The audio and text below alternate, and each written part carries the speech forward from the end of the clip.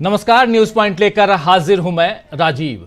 दोस्तों, राहुल गांधी आज हरियाणा के चुनाव प्रचार में उतरे और राहुल के आने से हरियाणा का चुनावी मिजाज बदला हुआ दिखाई दे रहा है। आपको बता दूं कि राहुल की आज हरियाणा में 2 रैलियां हुई और दोनों ही रैलियों में भीड़ को देखकर कहा जा सकता है कि राहुल गांधी पर और कांग्रेस पर जनता का भरोसा बढ़ता जा रहा है। वहीं अब हरियाणा में बीजेपी के पसीने छूट रहे हैं। उधर जम्मू कश्मीर में भी 2 चरणों की वोटिंग के बाद भी बीजेपी समझ नहीं पा रही है कि आखिर चुनाव में किस तरह आगे बढ़े। इसीलिए आदित्यनाथ योगी ने आज जम्मू की रैली में कहा कि अब चुनाव के बाद पीओके यानी पाक ऑक्युपाइड कश्मीर या पाक अधिकृत कश्मीर को भारत का हिस्सा बना लेंगे अगर हम जीत कर आ गए तो। आइए जरा सबसे पहले शुरुआत करते हैं योगी आदित्यनाथ से, क्या कह रहे हैं। और अब पीओके की बारी, ये बात तो चुनाव से पहले, लोकसभा चुनाव से पहले भी हो रही थी, लेकिन जम्मू कश्मीर में जाकर आखिर ये कहना क्यों पड़ रहा है। थोड़ा सा एक छोटी सी बाइट सुनिए योगी आदित्यनाथ की, सुनिए। और भारतीय जनता पार्टी की यहां पर वापसी, याद रखना, पाक अधिकृत कश्मीर भी फिर कश्मीर का ही पार्ट होने वाला है, जम्मू कश्मीर का ही भाग होने वाला है। और यही तो हलचल है पाकिस्तान में। वे अपने लोकतंत्र को बचा नहीं पाए, उनको अपने लोकतंत्र को बचाने के लिए मशक्कत करनी पड़ रही है। और मशक्कत करते करते आज पाकिस्तान इस स्थिति में पहुंच गया है। तो पाकिस्तान आ गया चुनाव में, और ये क्या है इसको समझना बहुत जरूरी है। यानी इस बयान को सुनकर समझा जा सकता है कि बीजेपी के पास मुद्दों का अकाल है। आज दिल्ली में भी बीजेपी की जमकर खिंचाई हुई है। अरविंद केजरीवाल आज अपने इस्तीफे के बाद पहली बार विधानसभा पहुंचे और वहां उन्होंने बीजेपी पर जमकर निशाना साधा। केजरीवाल ने कहा कि अगर बीजेपी के 2 नेताओं को जेल में डाल दें तो सारी पार्टी बिखर जाएगी। इसके साथ ही उन्होंने यह भी कहा कि उन्हें जेल भेजकर, यानी केजरीवाल को जेल भेजकर दिल्ली को विकास की पटरी से उतार दिया गया है। आइए जरा केजरीवाल को भी सुन लीजिए। मेरी अध्यक्ष महोदय से निवेदन है, विपक्ष के साथियों के लिए तीर्थ यात्रा का आयोजन करें। उनको थोड़ी, अभी जैसे सौरभ बता रहा था, पेड़ काट दिए हमारे पीछे से। मैं जब जेल गया इन्होंने पीछे से पेड़ काट दिए। बताओ, दिल्ली के प्रदूषण। तो दिल्ली की जनता के मन में 2 चीजें हैं, 2 बातें हैं। एक, केजरीवाल कट्टर ईमानदार है, केजरीवाल कुछ भी हो सकता है, बेईमान नहीं हो सकता। और दूसरा, केजरीवाल काम करता है, जनता के लिए काम करता है। ये 2 बातें दिल्ली की जनता के मन में हैं। ये उन दोनों बातों पे चोट करना चाहते थे।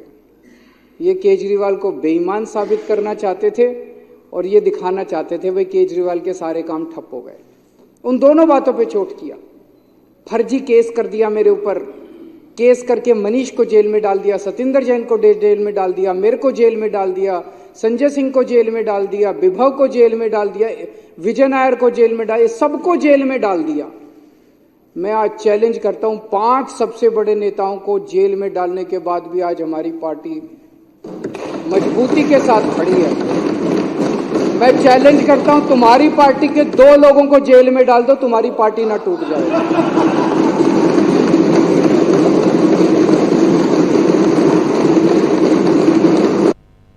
तो सुन रहे थे आप, केजरीवाल के तेवर बता रहे हैं कि दिल्ली में जब भी चुनाव होंगे बीजेपी के लिए जीतना बहुत मुश्किल होगा। वहीं यही मुश्किल, यही कठिनाई बीजेपी को हरियाणा में भी दिख रही है।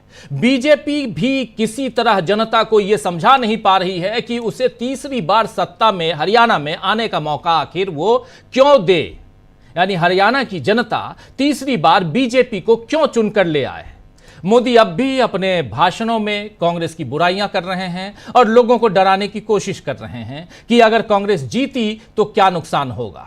लेकिन जनता अब इस नकारात्मक तरीके को पसंद शायद नहीं कर रही है। इसीलिए तो कुरुक्षेत्र में जब मोदी की रैली हुई थी, पहली रैली याद कीजिए कुरुक्षेत्र में नरेंद्र मोदी की हुई थी, और उस रैली में मुश्किल 5 से 6 हजार लोग मोदी को सुनने पहुंचे थे। और फिर सोनीपत में कल रैली हुई नरेंद्र मोदी की, उस रैली में भी लोगों में खास उत्साह नहीं दिखा। वहीं आज राहुल गांधी की असंध और बड़वाला की रैलियों में, 2 रैलियां आज राहुल गांधी ने की, इन दोनों जगह असंध और बड़वाला, इन दोनों रैलियों ने बता दिया कि लोग कांग्रेस को पसंद कर रहे हैं। और खास बात यही रही कि असंध की रैली में राहुल के साथ साथ मंच पर भूपेंद्र सिंह हुड्डा और कुमारी शैलजा दोनों ही मौजूद थे। दरअसल कांग्रेस में अंदरूनी झगड़ों के नाम पर बीजेपी फायदा उठाने की कोशिश में थी और राहुल ने उसकी ये कोशिश नाकाम कर दी है। राहुल गांधी ने कहा है कि हरियाणा में सबकी सरकार बनेगी। जी हां, हरियाणा में सबकी सरकार बनेगी, किसी एक की नहीं बनेगी। आप लोगों को अगर कुछ भी कहना है, शिकायत करना है तो मुझसे यानी राहुल गांधी से कहिए, मैं आपकी हर आवाज उठाऊंगा। संसद में हरियाणा का कोई मुद्दा उठाना है तो मुझे बताइए, मैं उसे रखूंगा। इस तरह राहुल ने बता दिया है कि हरियाणा में किसी एक नेता को क्षत्रप की भूमिका बनने नहीं दिया जाएगा। राहुल ने आज दोनों ही रैलियों में बीजेपी पर जमकर हमला बोला है। आइए जरा सुन लेते हैं क्या कुछ कहा राहुल गांधी ने इन रैलियों में। सुनिए। आपने मेरा चेहरा मीडिया पे देखा कभी? मैं दिखता हूं क्या? ना, मैं नहीं दिख सकता, क्योंकि वो जानते हैं जिस दिन ये जाके बैठ गया उस दिन ये गरीबों का काम करेगा, ये सारा का सारा पैसा दूसरी तरफ कर देगा। इसीलिए तो मेरे पीछे पड़े रहते हैं, इसीलिए तो हजारों करोड़ रुपए मेरी छवि खराब करने में डाले इन्होंने, क्योंकि ये जानते हैं कि ये जिस दिन आ गया इस दिन ये सारा का सारा पैसा किसानों को, मजदूरों को, बेरोजगार युवाओं को, महिलाओं को देना शुरू कर देगा। लड़ाई है। तो सुन रहे थे यहां राहुल गांधी सीधा हमला बोल रहे थे और पैसे की बात, और अगर राहुल गांधी आ गए तो क्या करेंगे। आखिर बीजेपी उनकी छवि क्यों खराब करने में लगी हुई है। वही अडानी अंबानी को दिए जा रहे खास फेवर के साथ साथ बेरोजगारी, लोगों का पलायन, नशे की समस्या, इन सब पर भी राहुल गांधी ने कड़े प्रहार किए हैं। बेरोजगारी को लेकर राहुल गांधी ने क्या कुछ कहा है, आइए जरा ये भी सुन लीजिए। अग्निवीर का मैं आपको 2 मिनट में समझाता हूं।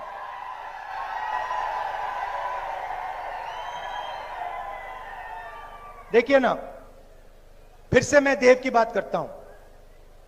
वो बच्चा जो रो रहा था, वो क्यों रो रहा था? वो इसलिए रो रहा था क्योंकि उसको पिता के लिए जो भी रास्ते थे, रोजगार के जो भी रास्ते थे, उन सब को नरेंद्र मोदी ने बंद किया है। एक के बाद एक जो भी रास्ते देव के पिता के लिए खुले थे, उन सब को नरेंद्र मोदी जी ने, अंबानी ने, अदानी ने और अमित शाह ने बंद किए। सबसे पहला दरवाजा रोजगार का था। छोटे बिजनेसेस चलाने में, एंटरप्रेन्योरशिप करने में, छोटी छोटी फैक्ट्री, मिडिल साइज फैक्ट्री में रोजगार मिलता था। नोटबंदी की, जीएसटी, गलत जीएसटी लागू की और हिंदुस्तान के सारे जो छोटे बिजनेसेस थे खत्म कर दिए। और कोविड के समय अरबपतियों को पैसा दिया, उनको बचा दिया, और जो छोटे छोटे दुकानदार थे, स्मॉल बिजनेस वाले थे, उन सबको खत्म कर दिया, कुछ नहीं दिया उनको। तो रोजगार का रास्ता बंद कर दिया। उसके बाद पब्लिक सेक्टर का रास्ता था देव के पिता के पास, वो पब्लिक सेक्टर में जा सकता था, वो भी बंद कर दिया। कहा नहीं भैया, हम सारा का सारा प्राइवेटाइज कर रहे हैं। सरकार में नौकरी ले सकता था, 2 लाख नौकरियां खुली हैं, वो नहीं दी उसको। और फिर अगर देव के पिता आर्मी में जाना चाहते, कहते कि ठीक है और कुछ बचा नहीं, मैं जाके सेना में जाके हिंदुस्तान की सेवा करता हूं, वो भी रास्ता छीन लिया, अग्निवीर लागू कर दिया और वो भी रास्ता बंद कर दिया। तो इसीलिए वो अमेरिका गया है और इसीलिए उसका बेटा यहां रो रहा है। ये प्लान करके किया गया है, ये गलती से नहीं हुआ है। ये सारे के सारे रास्ते जानबूझ के बंद किए जा रहे हैं। क्यों? क्योंकि अंबानी और अदानी जैसे लोग चाइना का माल हिंदुस्तान में बेचना चाहते हैं। फायदा किसको होगा? चाइना को, चाइना के युवाओं को, अदानी को, अंबानी। और मार्केटिंग किसकी होती है? मोदी।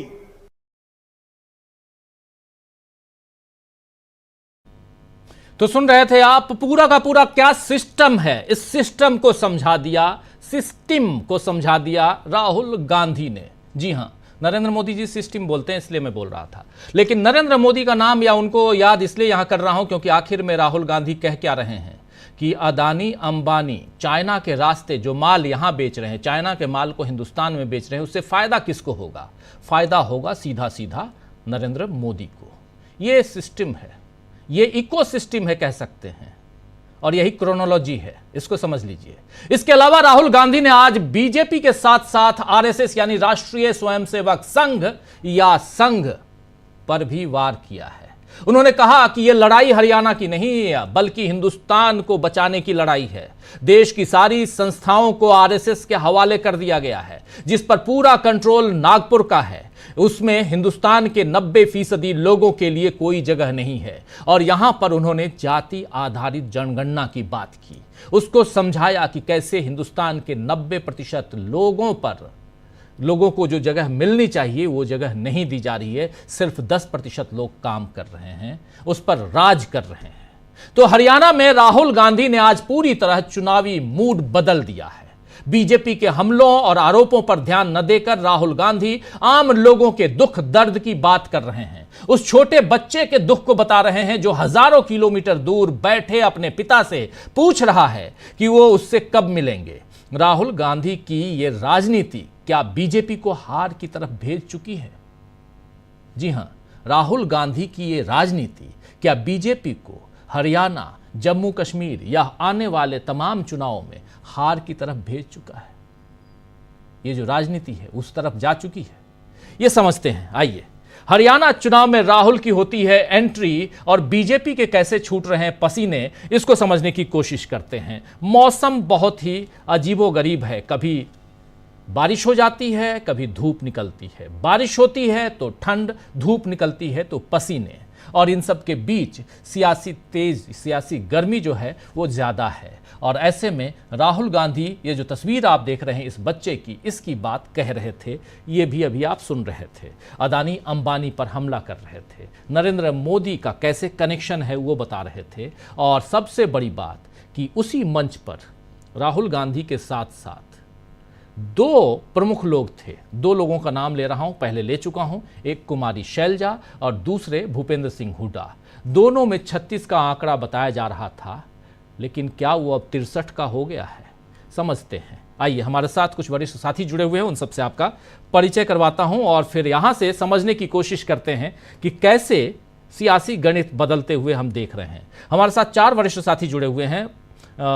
डॉक्टर प्रकाश हिंदुस्तानी जी हैं, समीरात्मज मिश्र हैं, प्रशांत टंडन जी हैं और डॉक्टर राकेश पाठक जी हैं।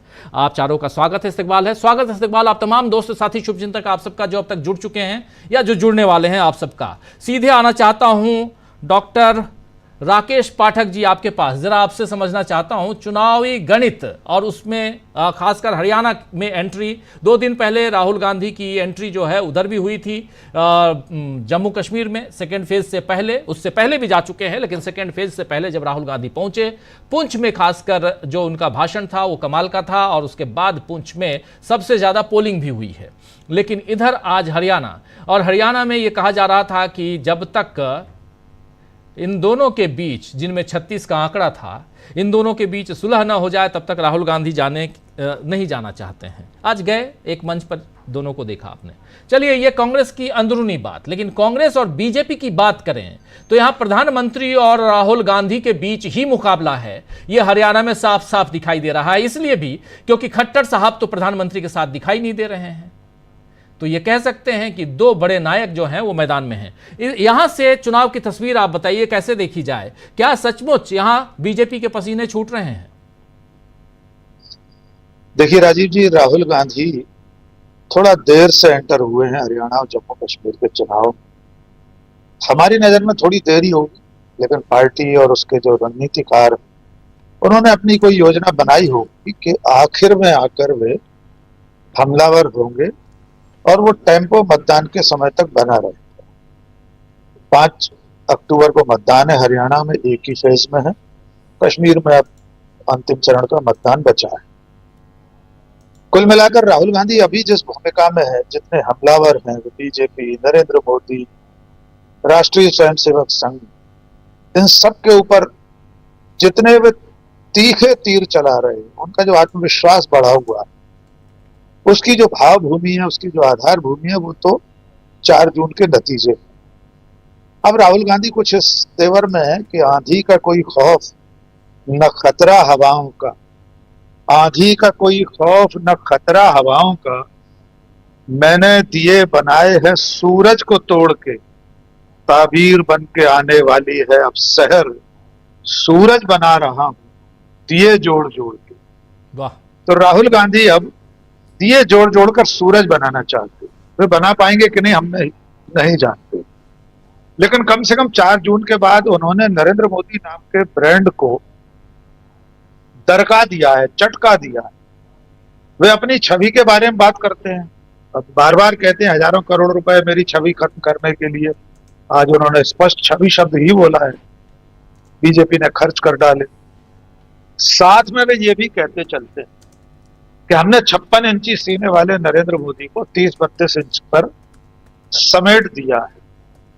इसमें भी वे बड़ी लड़ाई संघ के खिलाफ लड़े, राष्ट्रीय स्वयंसेवक संघ के खिलाफ, क्योंकि वे जानते हैं जब तक इस वैचारिक लड़ाई को, इस मोर्चे को नहीं जीता जाएगा, सिर्फ भारतीय जनता पार्टी से लड़ना और उसमें निर्णायक जीत हासिल करना उतना महत्वपूर्ण नहीं होगा जितना संघ के खिलाफ लड़कर उसे हराना। अब वे जो मुद्दे सामने रखते हैं, अमेरिका में जब युवाओं से मिले थे जो डंकी रूट से गए हुए, फिर हरियाणा आकर अचानक एक दिन सुबह 5:30 बजे उस युवक के घर पहुंच गए जी। वे हर वो काम कर रहे हैं कि जो विपक्ष के एक नेता को करना चाहिए। इस बीच में एक और बड़ी महत्वपूर्ण चीज अभी अभी देखने में आई है राजीव जी, आपने भी ध्यान दिया होगा। अब राहुल गांधी के साथ उनके बहनोई रॉबर्ट वाड्रा भी कूद पड़े हैं। रॉबर्ट वाड्रा ने आज एक बयान दिया है, चुनौती दी है सीधे देश के प्रधानमंत्री को कि प्रधानमंत्री साबित करें कि हरियाणा में मेरे नाम कोई जमीन है, मैंने कोई घोटाला किया है। रॉबर्ट वाड्रा पूछ रहे हैं कि आप तो 10 साल से सत्ता में, आपने कोई कार्रवाई मेरे खिलाफ क्यों नहीं की। ये जो हौसला आपको दिखाई दे रहा है रॉबर्ट वाड्रा तक में, ये कोई छोटी चीज नहीं है, प्रधानमंत्री को सीधे चुनौती देना। और ये बात सही है, अगर सचमुच में कुछ गड़बड़ होती तो अब तक राहुल गांधी, रॉबर्ट वाड्रा, प्रियंका गांधी सब जेल में होते। बिल्कुल। घंटों ईडी ने सुनवाई कर ली, जेल नहीं भेज पाए। जहां तक हरियाणा चुनाव का प्रश्न है, हरियाणा के चुनाव में शुरू से लेकर अब तक जो कांग्रेस के सामने गतिरोध था वो उसका आंतरिक संघर्ष था। कुमारी शैलजा का एक गुट है, एक गुट भूपेंद्र सिंह हुड्डा का है। इनके बीच में जो दूरी थी, मुझे लगता है आज राहुल गांधी के इस दौरे के बाद वो भी खत्म हो गई। यद्यपि अभी भी उसमें कुछ तस्वीरें ऐसी हैं जो सवालों के निशान के घेरे में कि जो शैलजा के क्षेत्र में वे अपना नाम एस लिखती हैं, इसलिए शाह उच्चारण न करके सा करना चाहिए। शैलजा जी, शैलजा। तो शैलजा जी के क्षेत्र में उनकी पसंद का विधायक है, इसलिए वह राहुल गांधी के साथ मंच पर थी। दूसरी सभा में भूपेंद्र सिंह हुड्डा की पसंद का विधायक नहीं, प्रत्याशी है, वहां उनकी कुर्सी खाली थी। ये एकता भी अगर बन जाएगी तो राहुल गांधी की मेहनत शायद परवान चढ़े। फिर भी मुझे ऐसा लगता है कि अगर वहां पर हरियाणा में जो सत्ता विरोधी रुझान है बीजेपी के खिलाफ, वो इस रूप में भी दिखता है कि 9.5 साल रहे मुख्यमंत्री की तस्वीर बीजेपी नहीं लगा रही है, वे मंच पर दिखाई नहीं दे रहे, उनका नाम लेवा कोई नहीं है। दूसरी तरफ कांग्रेस के साथ वो स्थिति नहीं है क्योंकि वो 10 साल से सत्ता से बाहर है जी। मुझे लगता है जम्मू कश्मीर और हरियाणा के नतीजे राहुल गांधी की मेहनत पर भी एक सील ठप्पा लगाने का काम कर सकते हैं अगर नतीजे उनके पक्ष में रहे तो। अब कांग्रेस की और राहुल गांधी की बड़ी जिम्मेदारी ये है कि अब बहुत कम दिन बचे हैं मतदान में। कई बार होता ये है, मध्य प्रदेश, राजस्थान, छत्तीसगढ़ में 2023 में हम देख चुके हैं कि बिछी बिछाई जाजम को किस तरह लपेटने का हुनर कांग्रेसी रखते हैं, परोसी हुई थाली को दूर सरका देने का हुनर कांग्रेसी रखते हैं। उस हुनर पर अंकुश रखने का काम अब राहुल गांधी और राष्ट्रीय नेतृत्व को करना है। अगर वे ऐसा कर पाए, मुझे लगता है कर रहे हैं, उसकी कोशिशें जारी हैं, तो नतीजे उनकी पार्टी के पक्ष में आते हुए दिख रहे हैं। बहुत कुछ हरियाणा का नतीजा अभी कांग्रेस के फेवर में दिख रहा है, कल क्या होगा हम नहीं जानते। कुल मिलाकर राहुल गांधी अपना टेम्पो बनाए हुए हैं, वे वैसी कोई भूल नहीं कर रहे हैं जो आमतौर पर विवाद का विषय बन जाती है। उनके भाषणों में भी ऐसी कोई बात पकड़ने में अब बीजेपी के नहीं आती है, चाहे वे अमेरिका में बोले या भारत में। जिसको आधी रोटी पर दाल लेकर भग जाना कहते हैं, वो बीजेपी करती जरूर है लेकिन आधे रास्ते में गिर पड़ती। तो फिलहाल राहुल गांधी सही रास्ते पर चलते दिखाई दे रहे हैं। देखते हैं 5 अक्टूबर तक ये टेम्पो कितना बना रहता है। उसके उलट भारतीय जनता पार्टी मुद्दा विहीन है। इसका एक प्रमाण आपने अभी दिखा दिया कि वे पाकिस्तान को बुला लाए हैं, पीले चावल भेजकर। योगी आदित्यनाथ, अमित शाह, मोदी जी सब, उनके बिना तो उनका चुनाव पूरा होता नहीं है। पाकिस्तान अधिकृत कश्मीर का विलय कराने के दावे इतने ज्यादा बचकाने हैं कि अब उस पर कोई भरोसा नहीं करता। हम तो चाहेंगे वैसे शामिल कर लें, हम तो चाहेंगे अफगानिस्तान को भी मिला दें, पूरे पाकिस्तान को भी मिला दें, फिर उसके बाद सोच लें 60, 70, 80 करोड़ और मुसलमान आ जाएंगे, फिर नींद कैसे आएगी सच्चे हिंदू को? फिर योगी जी का क्या होगा? फिर जो हिंदू खतरे में अभी रहता है 15% मुसलमानों से, तब क्या होगा? तो ये बहुत ही बचकाने बयान है कि 6 महीने का जो टारगेट योगी आदित्यनाथ दिया था उसके 2-3 महीने तो गुजर गए राजीव जी। उन्होंने कहा था 6 महीने के अंदर पीओ के भारत में विलय हो जाएगा, उसका विलय हो जाएगा। उसके 2.5-3 महीने तो गुजर चुके हैं।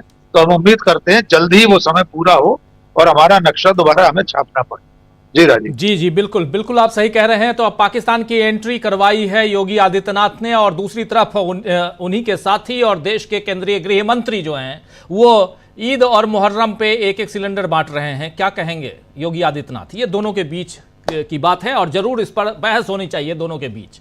जम्मू कश्मीर का चुनाव बहुत महत्वपूर्ण है, लेकिन इन सब के बीच इधर हरियाणा में आज राहुल गांधी की एंट्री, और ये क्या कहती है, इसके क्या मायने हैं? जरा आना चाहता हूं जल्दी से प्रशांत टंडन जी आपके पास। प्रशांत जी, कैसे देखते हैं आप राहुल गांधी की एंट्री? देर आयद दुरुस्त आयद ये कहा जाए यहां पे, या यहां देर की बात नहीं है, बिल्कुल सही समय पे आए हैं?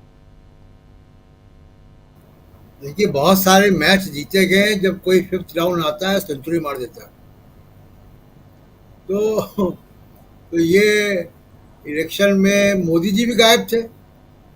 मोदी जी अमेरिका में थे, और लेकिन दोनों के प्रचार में फर्क ये है राजीव जी कि मोदी जी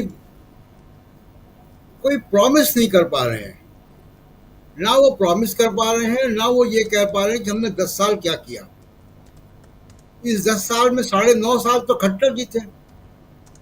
वो खट्टर जी का नाम भी नहीं ले पा रहे हैं। सभाओं की स्थिति ये है कि आज मैंने पता किया तो मालूम पड़ रहा है कि सीटें खाली रहती हैं, लोग नहीं आते हैं। राहुल गांधी की सभाओं में आपको उनके भाषण में कम से कम एक रोड मैप दिख रहा है कि वो साफ साफ कह रहे हैं कि कश्मीर, वो माफ कीजिएगा, कश्मीर हरियाणा में वो MSP का कानून बनाएंगे, वो कर्जे माफ करेंगे, वो जो रिक्त पद है उसको तुरंत भरेंगे, आरक्षण के बारे में वो प्रॉमिस कर रहे हैं। तो बहुत सारी चीजें वो बता रहे हैं, रोड मैप दे रहे हैं जिन समस्याओं से हरियाणा के लोग जूझ रहे हैं। अग्निवीर की स्थिति ये है राजीव जी कि वहाँ पे युवा अब अग्निवीर की उम्मीद छोड़ चुके हैं फौज में जाने की। तो जो फौज के जाने के तैयारी करने वाले युवा हैं वो कुछ और तैयारियों में लग गए हैं, कुछ और नौकरी पेशा कर रहे हैं। बहुत सारे लोग दिल्ली में तमाम नौकरियां करते हैं आके। तो ये स्थिति हरियाणा की है। लेकिन एक और मजेदार कि योगी आदित्यनाथ को आपने दिखाया, वो बड़ा रोचक है प्रकरण पूरा, कि पहले 2 चरण के मतदान वहाँ हो चुके हैं, एक आखिरी चरण के मतदान के लिए योगी आदित्यनाथ को उतारा गया। पाकिस्तान पीओके, आप कश्मीर के लोगों को पाकिस्तान और पीओके क्या बताएंगे? वो आपको बैठा के सिखा देंगे। वहाँ वो मुद्दे ही नहीं है। हम लोग वहाँ अभी रहकर आए हैं, वहाँ मुद्दे ये नहीं है। और एक और दूसरा जो वहाँ पे जो जहाँ चुनाव हो चुका है, देखिए बद्रीनाथ हार चुके, अयोध्या फैजाबाद हार गए, अब श्री वैष्णो माता धाम का भी एक विधानसभा क्षेत्र है और वहाँ बीजेपी बहुत संकट में है, हार भी सकती है। एक तो वहाँ रिबल कैंडिडेट है, जिसको टिकट दिया टिकट बदला, जिसको टिकट, वहाँ चुनाव हो चुका है, लगभग 80% मतदान हुआ है। श्री वैष्णो माता धाम के विधानसभा सीट पे।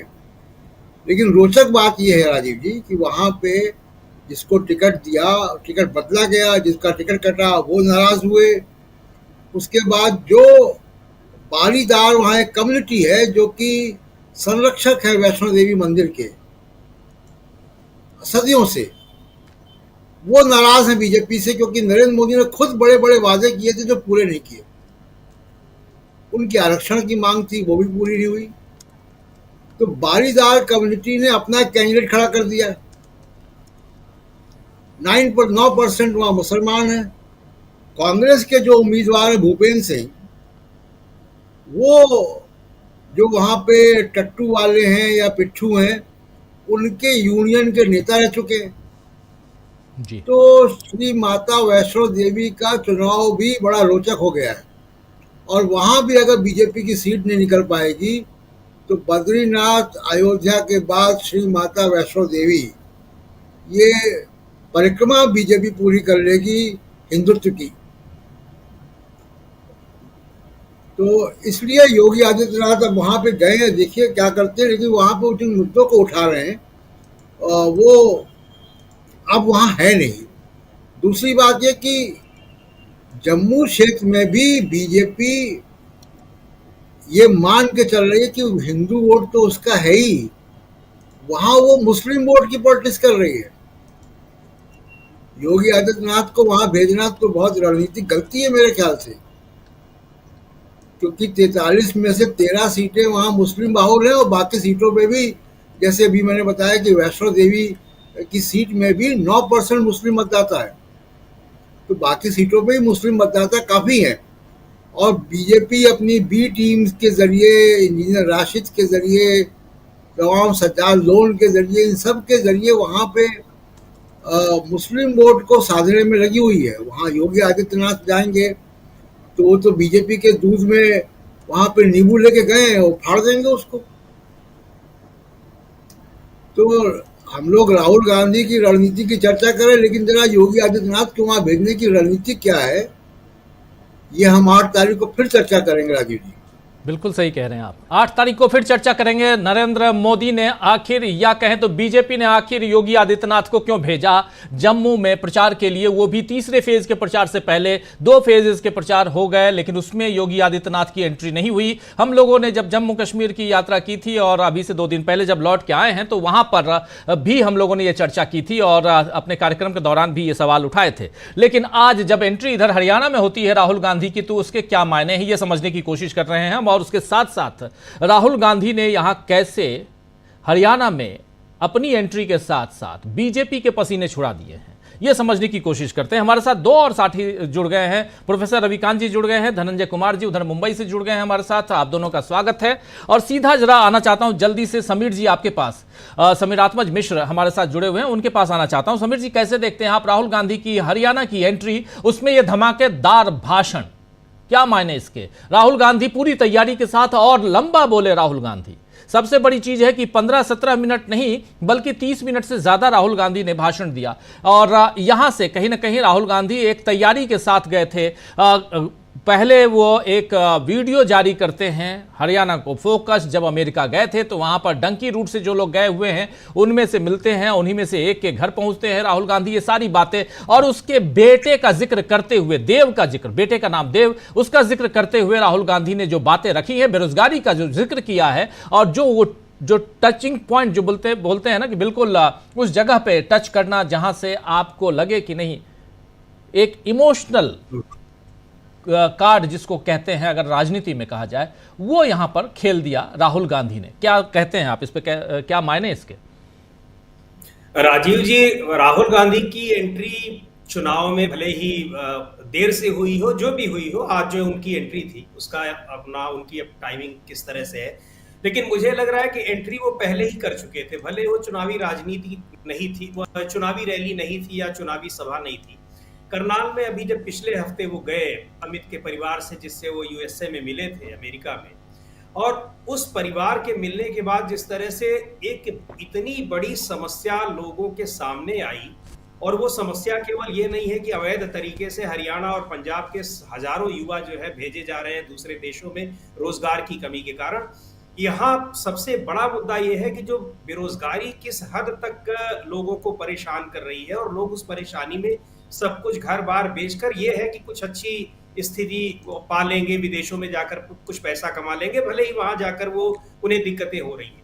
तो इस मुद्दे को उठाकर उन्होंने अपनी एंट्री पहले अपनी शुरुआत कर दी थी हरियाणा चुनाव में जाने की। और आज का जो मुद्दा है, ये दो महत्वपूर्ण जगहों पर रैली गई, वो बात हो ही चुकी है कि करनाल में जो असंध में आज उनकी रैली थी, उसके बाद हिसार में उनका क्या महत्व रहा। एक तो उनकी पार्टी के जिस नेता को भारतीय जनता पार्टी के पूर्व मुख्यमंत्री खट्टर साहब कह रहे हैं कि आप नाराज हो, आपके साथ आपकी पार्टी ठीक व्यवहार नहीं कर रही है, हमारे तरफ चले आओ।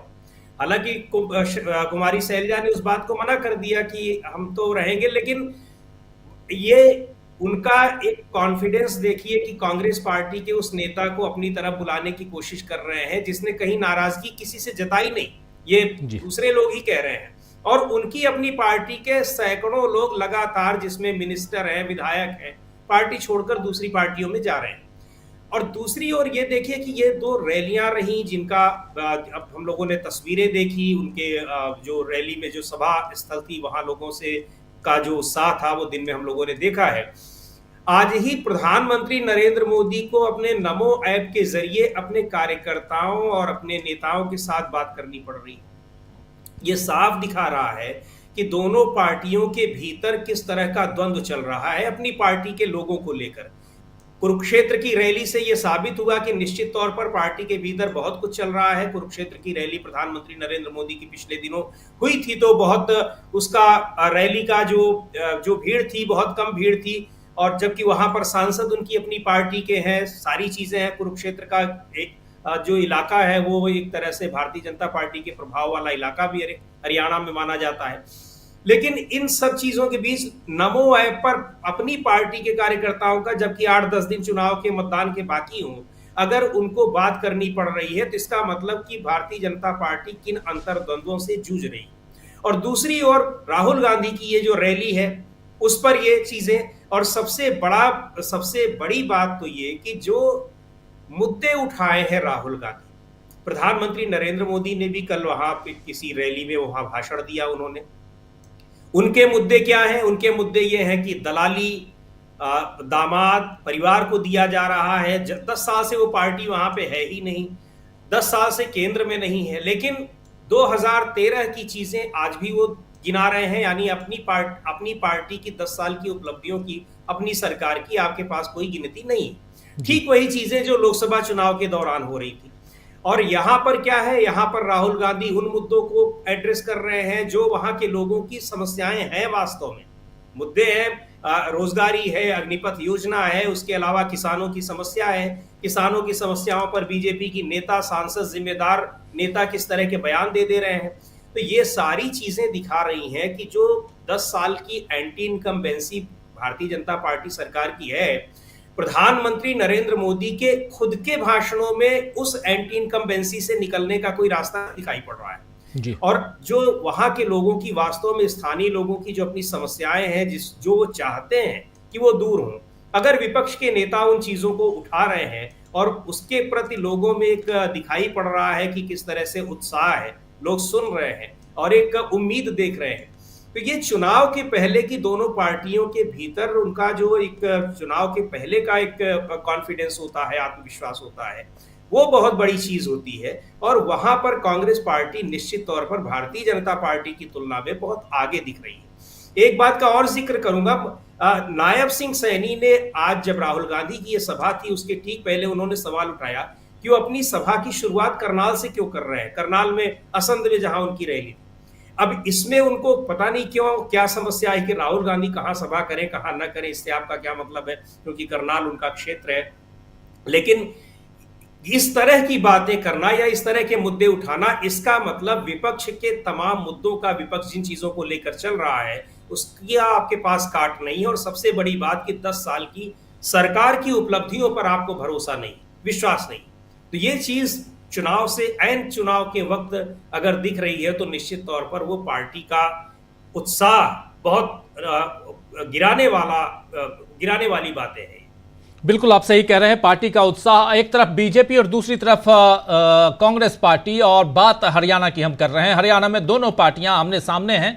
लड़ाई बहुत मजेदार है। बीजेपी जोर लगा रही है कि तीसरी बार सत्ता पर काबिज हो जाए। उसके लिए प्रधानमंत्री नरेंद्र मोदी की जो 2 सभाएं हुई हैं, उन सभाओं का हाल अगर देखें और कहा जाए तो यह है कि उतना उत्साह लोगों में, वोटरों में नहीं दिखाई दे रहा है। लेकिन दूसरी तरफ राहुल गांधी आज जब एंट्री करते हैं तो उनकी रैली में एक जबरदस्त उत्साह, और उस वक्त जबकि वहां बारिश हो रही थी, बारिश में राहुल गांधी पहुंचते हैं तो एक अलग ही, फिर भी एक उत्साह का आलम वहां दिखाई देता है। कारण क्या है? क्या जनता सत्ता परिवर्तन चाहती है? अगर सत्ता परिवर्तन चाहती है तो क्यों चाहती है? क्या उन मुद्दों को जिनको राहुल गांधी गिना रहे हैं, उन मुद्दों के आधार पर जनता चाहती है, या कुछ और है? क्या हरियाणा पर भी देश में जो सियासत चल रही है, खासकर बीजेपी की, वो एंटी इनकम्बेंसी वहां पर भी है?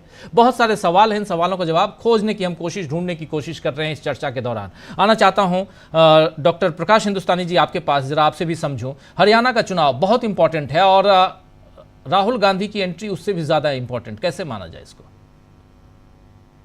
सीधी सी बात है, आप ये देखिए कि प्रधानमंत्री नरेंद्र मोदी की सभा में कितने लोग आए, जहां सुरक्षा कर्मियों की बड़ी संख्या होती है, जहां बीजेपी के अपने कार्यकर्ताओं की संख्या बड़ी होती है, और राहुल गांधी की सभा में कितने लोग आए जिनके लिए कोई सरकारी न्योता नहीं था, पार्टीगत संगठन उस तरह तैयार नहीं था। तो ये बात साफ है। दूसरी बात यह कि प्रधानमंत्री का भाषण क्या है और राहुल गांधी के भाषण में किन मुद्दों को उठाया गया।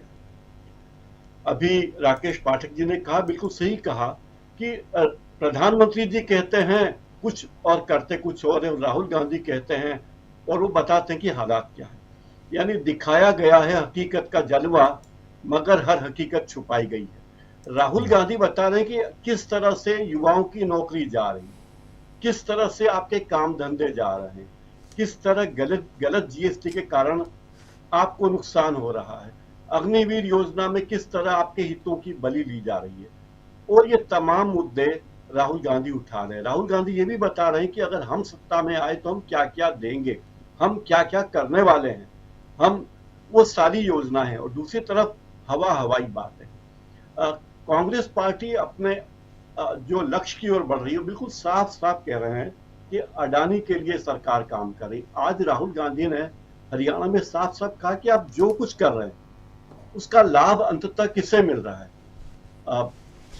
इजराइल के बने हुए ड्रोन खरीदते हैं अडानी और भारत में सप्लाई कर देते हैं, इजराइल में बने हुए हेलीकॉप्टर खरीदते हैं और भारत में सप्लाई कर देते हैं। तो ये धंधा क्या है? जबकि मैन्युफैक्चरिंग हब की बात होती थी, मैन्युफैक्चरिंग होनी थी, वो नहीं हुआ।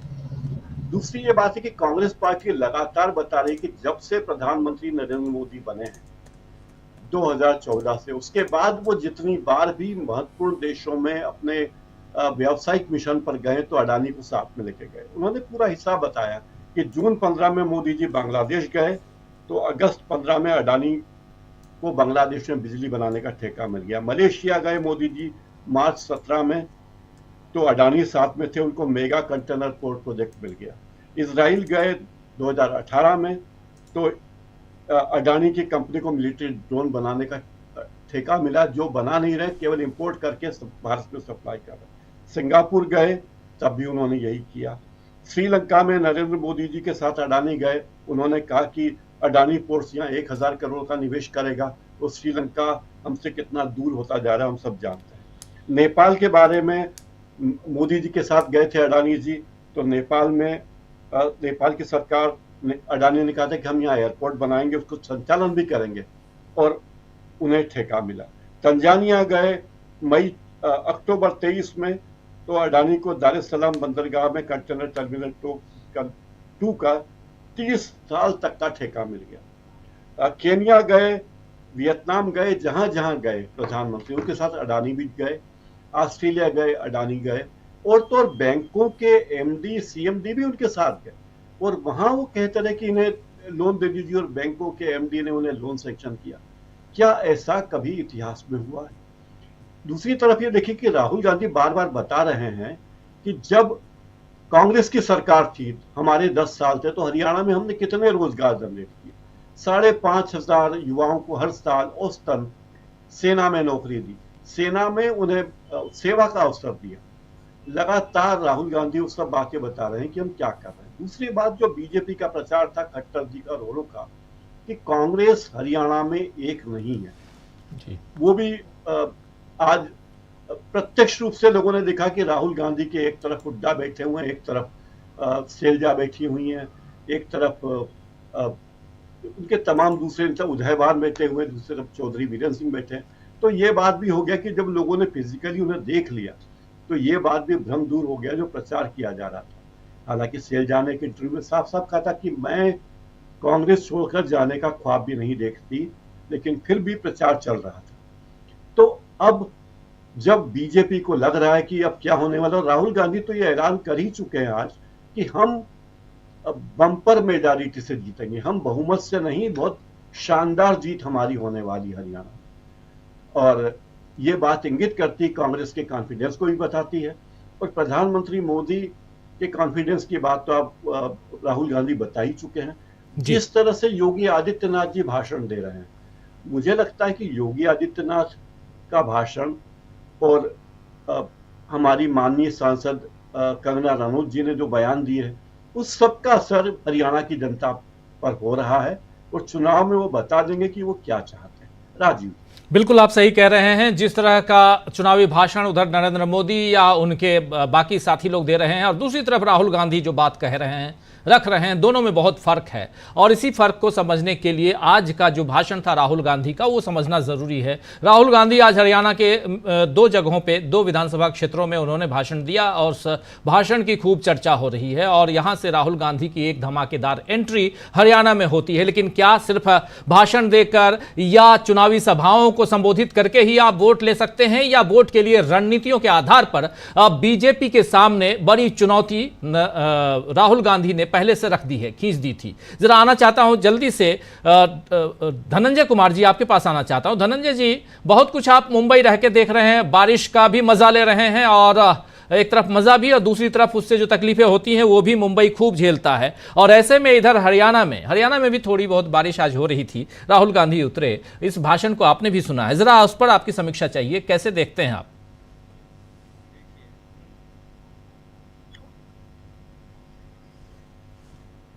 आवाज नहीं आ रही धनंजय जी, आवाज नहीं आ रही आपकी। अभी आवाज आई? अब आ रही है। वो जब बंद करता हूं तब आवाज आती है, चालू करता हूं तब आवाज चली जाती है। चलिए ठीक है। ये उल्टा हो गया है, मोदी जी की बात उल्टा हो गया है। बिल्कुल बिल्कुल बिल्कुल। माइक को रेड करता हूं, ऑफ करता हूं तो आवाज जाती है आपके पास।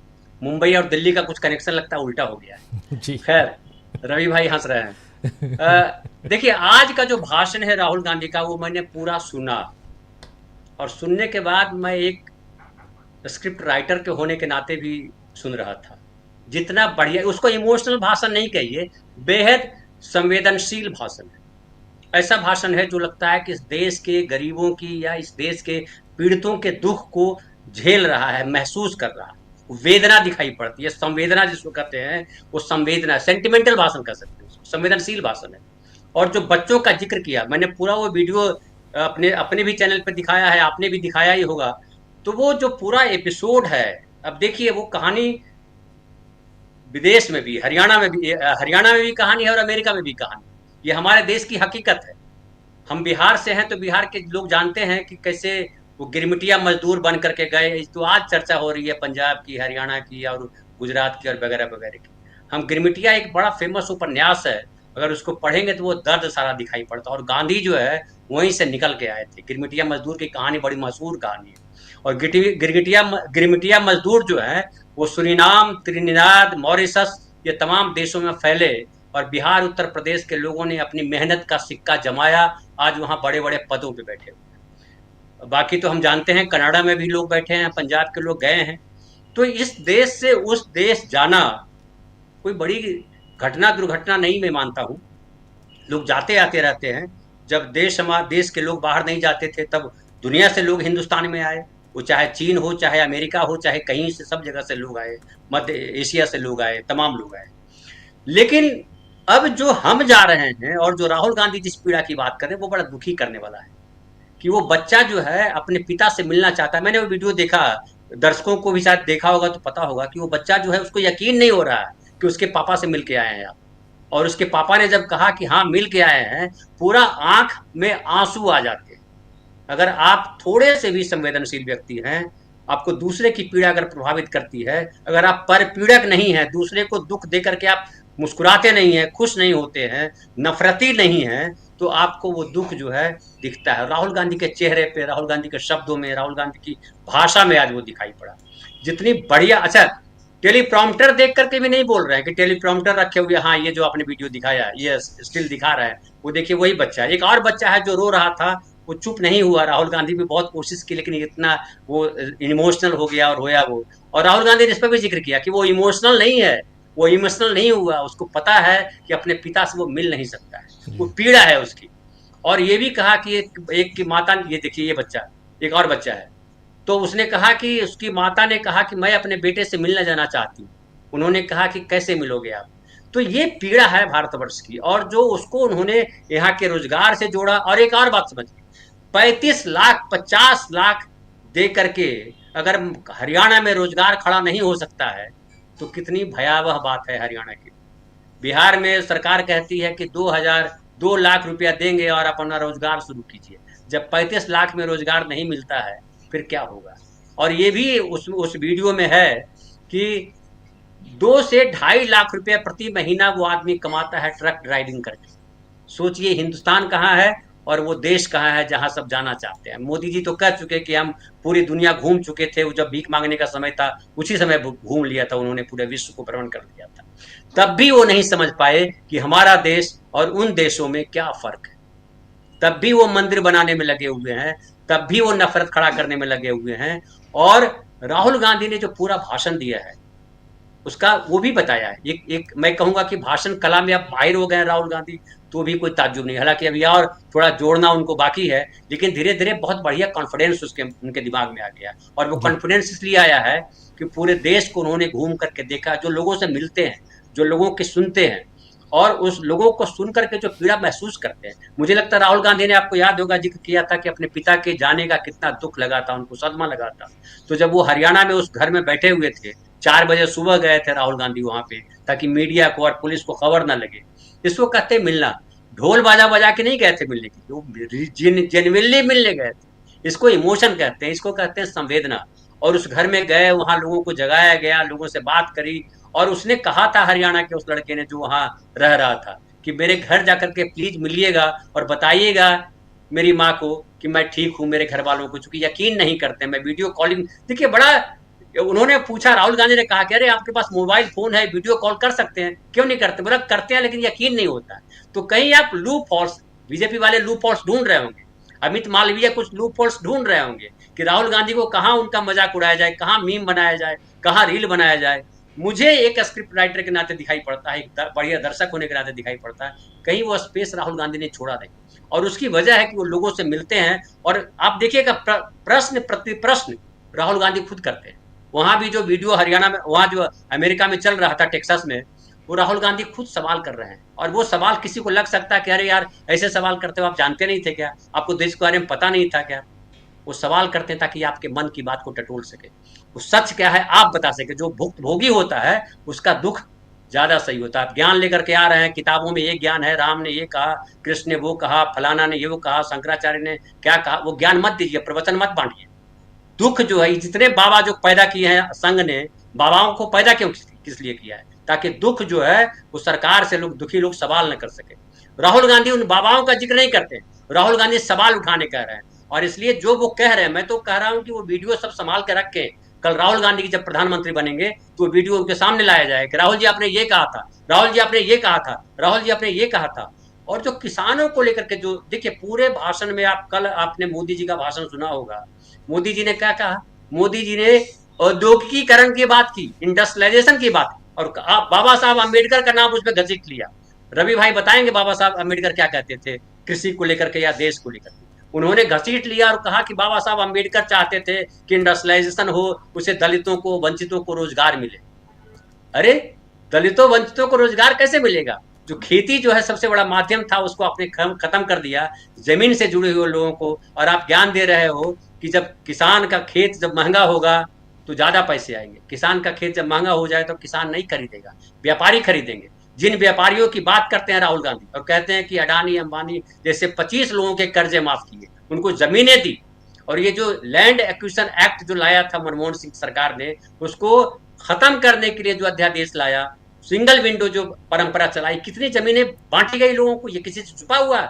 और आज ये कह रहे हैं सैनी साहब दामाद को जमीन दी, फलाने को जमीन दी। अरे 10 साल से शासन में हो यार, आप अकर्मण्य व्यक्ति हो, आप केस करते, आप जेल भेजते, आपने कुछ नहीं किया। तो ये आरोप जो लगा रहे हैं राहुल गांधी इससे परे हैं। जिसे कहते हैं ना कि काले कपड़े पे कोई रंग का प्रभाव नहीं पड़ता है। तो राहुल गांधी ने सफेद भले टी शर्ट पहना हुआ है, लेकिन उन्होंने एक आवरण खड़ा कर दिया है जिससे उनको अब चोट नहीं लगती। देखिए कॉन्फिडेंस देखिए उस आदमी के चेहरे पे। लगता है क्या कि उन्होंने कहा कि इतने करोड़ों रुपए खर्च किए गए, अरबों रुपए खर्च किए गए मेरी छवि को खराब करने के लिए, अगर उतने रुपए खर्च किए जाते देश के गरीबों के लिए तो कुछ और बात हो जाती। मैं नरेंद्र मोदी जी को ये नहीं कहना पड़ता, वो दूसरे के अवगुण नहीं गिनाने पड़ते, वो खानदानों का जिक्र नहीं करना पड़ता, अपनी बात करते। अरे कम से कम आप तो अपनी चर्चा करो, इतिहास में कहीं दूसरे आपकी चर्चा नहीं करेंगे। आप खुद अपनी चर्चा कर दो कि मैंने महान काम किया है। और मोदी है तो मुमकिन है जो कहते हो वो सच करके दिखाओ। राहुल गांधी जो कह रहे हैं, उससे मैं आखिरी बात बोलूंगा कि राहुल गांधी जो कह रहे हैं आपके दिल को टच करता है, आपके मस्तिष्क को टच करता है। तो दिल और दिमाग दोनों को टच कर रहा है। इसका मतलब राहुल गांधी दिमाग से भी बोल रहे हैं और दिल से भी बोल रहे हैं। और मुझे लगता है जो बोल रहे हैं शायद वो साकार करेंगे, क्योंकि अपनी टीम जब उनकी खड़ी हो जाएगी। और सुरजेवाला ने कहा भी कि मुख्यमंत्री का झगड़ा यहाँ नहीं है। सही बात है, राजनीति में जो आया कोई कमंडल लेकर के घूमने के लिए थोड़े राजनीति में आया। यहाँ तो कमंडल वाले सत्ता पे आकर के बैठे हुए हैं, सत्ता छोड़ना नहीं चाहते हैं, और सत्ता के लिए क्या क्या प्रपंच रखते हैं, क्या क्या गालियां देते हैं, किस तरह की भाषा का इस्तेमाल करते हैं। जो संतों की भाषा नहीं हो सकती, टपोरियों की भाषा हो सकती है, वैसा इस्तेमाल करते हैं। लेकिन राहुल गांधी जो कह रहे हैं उसमें लगता है कि वो पीड़ा को सॉल्व करना चाहते हैं। वो बाद में बताते हैं कि हम ये इस तरह से करेंगे, ये इस तरह से करेंगे, ये इस तरह से करेंगे। और किसानों को उन्होंने छोड़ा नहीं है। उन्होंने कहा है कि एमएसपी पे बात हम कर रहे हैं और एमएसपी पे गारंटी देंगे। एक और लाइन हुड्डा साहब ने बड़ा बढ़िया बोला राहुल गांधी के बोलने से पहले कि ये मोदी जी आए और बोला कि 24 फसलों पे हम एमएसपी दे रहे हैं। अरे भाई 24 फसल हरियाणा में होती कहाँ जो आप दे रहे हो? तो अब बताइए कहाँ से क्या लेकर के आते हैं ज्ञान। तो ये सारा आज का भाषण मैं बोलूंगा राहुल गांधी का बहुत क्लासिक भाषण है और ये याद रखा जाना चाहिए। जी बिल्कुल, राहुल गांधी का क्लासिक भाषण और इसे याद रखा जाना चाहिए। राहुल गांधी बेरोजगारी पर बात कर रहे हैं, हर उस मसले को टच करते हुए नजर आए राहुल गांधी, जिन मसलों को, जिन मुद्दों के आधार पर हरियाणा में चुनाव लड़ा जा रहा है। क्या यहीं से नरेंद्र मोदी की जो पहले एंट्री हुई है उस एंट्री में हमने देखा कि लोगों में उत्साह कम, लेकिन राहुल गांधी की एंट्री में लोगों में उत्साह ज़्यादा, और ये एक अलग दिशा में इस चुनाव को ले जाता हुआ दिखाई देता है? या यहाँ पर जो मुद्दे हैं मूल मुद्दों से भटकी हुई बीजेपी दिखाई देती है? कहाँ पर कांग्रेस है, कहाँ पर बीजेपी है इस चुनाव में, खासकर हरियाणा के चुनाव में देखना समझना जरूरी है। एक बार जल्दी से आना चाहता हूँ प्रोफेसर रविकांत जी आपके पास। आज आपका वीडियो थोड़ा डाउन दिखाई दे रहा है, लेकिन आवाज़ बुलंद उम्मीद करता हूँ हमेशा की तरह आपकी है। कैसे देखा जाए राहुल गांधी की एंट्री को? राजीव जी, आज राहुल गांधी का जो भाषण हुआ निश्चित रूप से उसकी चर्चा लंबे समय तक होगी। और जिस तरह धनंजय जी ने किया, वो खुद फिल्मकार हैं, भाव भंगिमा को समझते हैं कि राहुल गांधी का आज का पूरा भाषण दिल से दिया गया भाषण। राहुल गांधी ने जिस कहानी को लोगों के सामने रखा, वो कहानी सत्य कहानी, उस बच्चे की कहानी। और कई बार मुझे लगता है कि हिंदी का विद्यार्थी होने के नाते कि बचपन बड़ा ईश्वरीय माना जाता है। अब मोदी जी नॉन बायोलॉजिकल हो सकते, लेकिन असल में बचपन चाहे व्यक्ति का हो चाहे समाज का हो, हमेशा मानवीय होता है। राहुल गांधी जिन बच्चों से मिल रहे हैं, और वो बच्चे तो मुझे भारत जोड़ो यात्रा में भी याद आते हैं, वो कंधे पर बैठे हुए बच्चे, वो दाढ़ी से खेलते हुए बच्चे, और कोई कह सकता है राहुल गांधी को कि ये वो व्यक्ति है जिस पर ये आरोप लगते हैं कि वो चांदी की चम्मच लेकर के पैदा हुआ, जो शहजादा है, ये कौन कह सकता है? एक स्वाभाविक सी हंसी, एक स्वाभाविक सी लोगों के साथ जुड़ाव, वो राहुल गांधी में लगातार दिखाई पड़ रहा है। तो ये एक अकेला सब पर भारी, मैं इसको एक दूसरे रूप में देखना चाहता हूं और आप लोग इसकी गवाही करेंगे मैं सही हूं। पिछले 2 साल के भीतर किसी ने राजनीति को बदला है तो वो इकलौता व्यक्ति राहुल गांधी। राहुल गांधी ने कभी ये नहीं कहा कि एक अकेला सब पर भारी, अकेले उस राजनीति को बदला है राहुल गांधी ने, अपनी मेहनत से, अपनी लगन से, अपनी निष्ठा से, अपनी ईमानदारी से, अपनी नैतिकता से, अपने कार्य से, अपने संकल्प से। ये जो राहुल गांधी ने किया है देश की राजनीति में, ये अस्तित्व है, ये सिरमौर बन रहा है भारत की राजनीति का। वरना हम लोग भारत की राजनीति को जिस रूप में, जिस ढंग से देख रहे थे और लोगों को घृणा आने लगी थी राजनीति से, हमेशा विभाजन, हमेशा हिंसा की बात करना, लेकिन एक वो व्यक्ति जो पैदल ही यात्रा नहीं करता, लोगों को अपने गले से लगाता है, जो बच्चों को कंधे पर बिठाता है, जो महिलाओं के आंसू पहुंचता है, जो बुजुर्गों को आगे बढ़कर के हौसला देता है, किसानों को दिल से लगाता है, नौजवानों को हौसले देता है।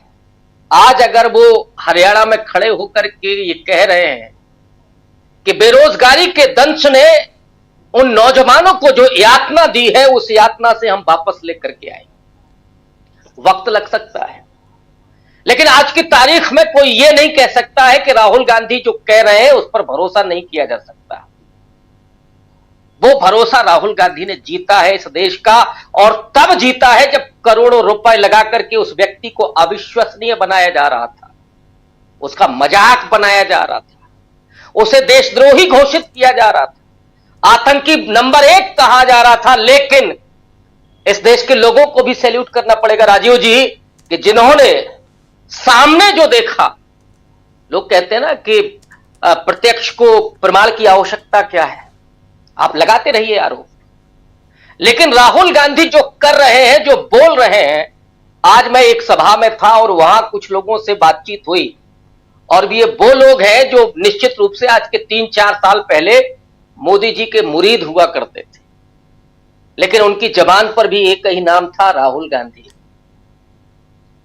और हरियाणा की जो एंट्री है राहुल गांधी की, वो अभी हमारे वक्ता कह रहे थे कि वो भले ही देर से हुई, लेकिन असल में राहुल गांधी बहुत पहले एंट्री कर चुके थे। वो वीडियो के जरिए राहुल गांधी एंट्री कर चुके थे। राहुल गांधी किसी सभा में खड़े होकर के बहुत लंबे लंबे भाषण देते, उससे भी वो बात नहीं बनती जो बात अमित मान के घर जाकर के बनी है, उस दर्द को छुआ है। और तुलसी बाबा ने तो लिखा है, धनंजय जी जिस तरफ इशारा कर रहे थे कि वो पर पीड़क नहीं है, परहित सरिस धर्म नहीं भाई, जो रात दिन धर्म की बात करते हैं, लेकिन कुरुक्षेत्र में जाते हैं तो 5000 लोग नहीं जुटते हैं, क्योंकि वो धर्म और अधर्म के युद्ध का केंद्र है। और मुझे लगता है कि वो धरा वहां की इस बात की साक्षी है कि धर्म किधर है और अधर्म किधर है। तो उसके आगे जो पंक्ति है कि पर पीड़ा सम नहीं अधिमाई, उस पीड़ा को राहुल गांधी महसूस कर रहे हैं, वो जुड़ रहा है। जिसने अपने पिता को खोया, दादी को खोया, वो समझ सकता है कि दर्द होता क्या है, रिश्तों का दर्द क्या होता है, बिछुड़ने का दर्द क्या होता है, दूर जाने का दर्द क्या होता है। वो क्या समझेंगे जब मां से मिलने भी जाते थे तो कैमरा लेकर के जाते थे। और वो याद कीजिए दृश्य जो नोटबंदी के बाद हंस रहे थे कि कितने लोगों की शादियां टूट गई, ये है पर पीड़क होना, उसमें आनंद ले रहे थे। जब कोरोना काल में लोगों को जानवरों की तरह हाँक दिया गया था, उस समय भी एक जबान से शब्द नहीं फूटा था, एक भी संवेदनशील शब्द निकल करके आ जाता। तो राहुल गांधी ने जो काम किया है इस देश में, कि अब आपको राजनीति प्यारी लगने लगी है। कभी प्रेमचंद ने लिखा था कि राजनीति और देशभक्ति के आगे मशाल की तरह जलने वाली सच्चाई साहित्य है, और मैं समझता हूं कि राहुल गांधी की राजनीति साहित्य है, रचनात्मक है, विध्वंसात्मक नहीं है। तो ये मशाल की तरह आगे उस राजनीति को राह भी दिखा रही है, राजनीति के नए प्रतिमान गढ़ रही है और देश को भी एक नया रास्ता, एक नया संकल्प पेश कर रही है। और इसलिए मैंने कहा कि आज राजनीति से आपको ऊब नहीं होती, चिढ़ नहीं होती, कुड़न नहीं होती, पीड़ा नहीं होती, और आपको लगता है कि राजनीति ऐसी होनी चाहिए। राहुल गांधी आज सबाल्टर्न पॉलिटिक्स कर रहे हैं, निम्न वर्गीय राजनीति। यहां 80 करोड़ लोगों को लाइन में लगा करके 5 किलो राशन देना, लोगों के आत्मसम्मान को छीनना, उनको भिखमंगा बना देना, यह नरेंद्र मोदी की राजनीति तो हो सकती है, लेकिन गरीबों का, किसानों का, मजदूरों का, दलितों का, पिछड़ों का, महिलाओं का सशक्तिकरण करना, ये राहुल गांधी जानते हैं। और इसीलिए मैं कह रहा हूं कि राहुल गांधी सबाल्टर्न पॉलिटिक्स कर रहे हैं। और इसमें एक और मैं अगर शब्द जोड़ूं तो ये सबाल्टर्न सोशल जस्टिस की पॉलिटिक्स है, जो भारत को एक नया सूरज, एक नई रोशनी दे रहा है और आने वाले भविष्य को लेकर के आप मुतमईन हो सकते हैं। और इसलिए मैं फिर कहूंगा कि आज की राजनीति से आपको कुढ़ और चिढ़न और ऊब नहीं हो रही होगी, अच्छा लग रहा होगा कि कम से कम एक ऐसा व्यक्ति तो है जो देश को सौहार्द दे रहा है, जो देश को ममत्व दे रहा है, वात्सल्य दे रहा है, उन बच्चों को विश्वास दे रहा है, नौजवानों को और किसानों के दर्द को महसूस कर रहा है।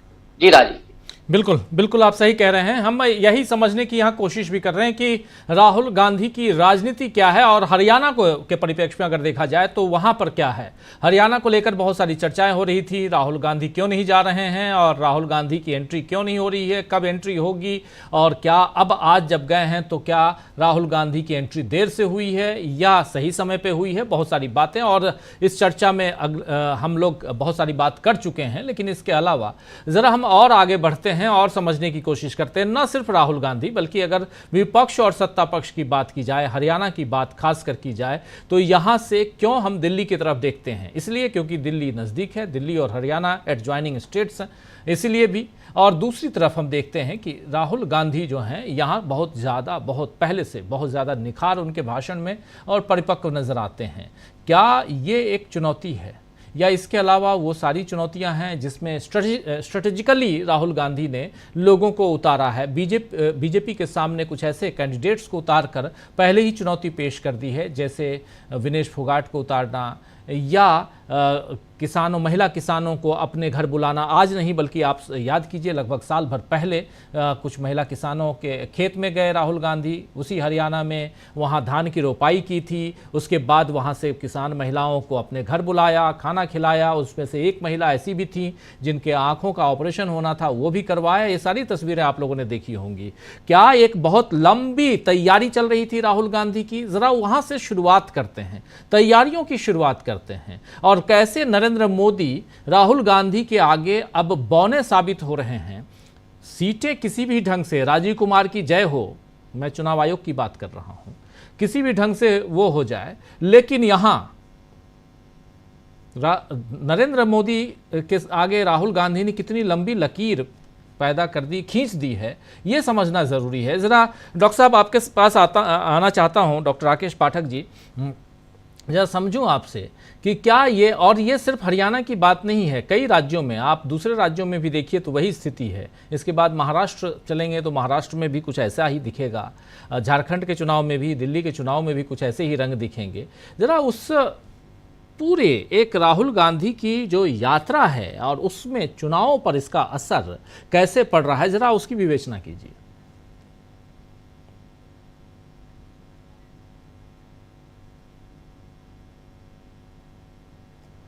शायद डिस्कनेक्ट हो गए डॉक्टर राकेश पाठक जी, डिस्कनेक्ट हो गए, वो नज़दीक लाने के चक्कर में शायद आते हैं उनके पास दोबारा।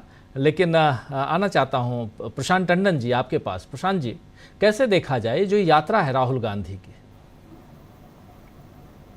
जी, देखिए जैसा हमारे साथी कह रहे थे, राहुल गांधी एक अलग तरीके का प्रचार जो है वो हरियाणा के लिए भी और जम्मू कश्मीर के लिए भी कर रहे हैं।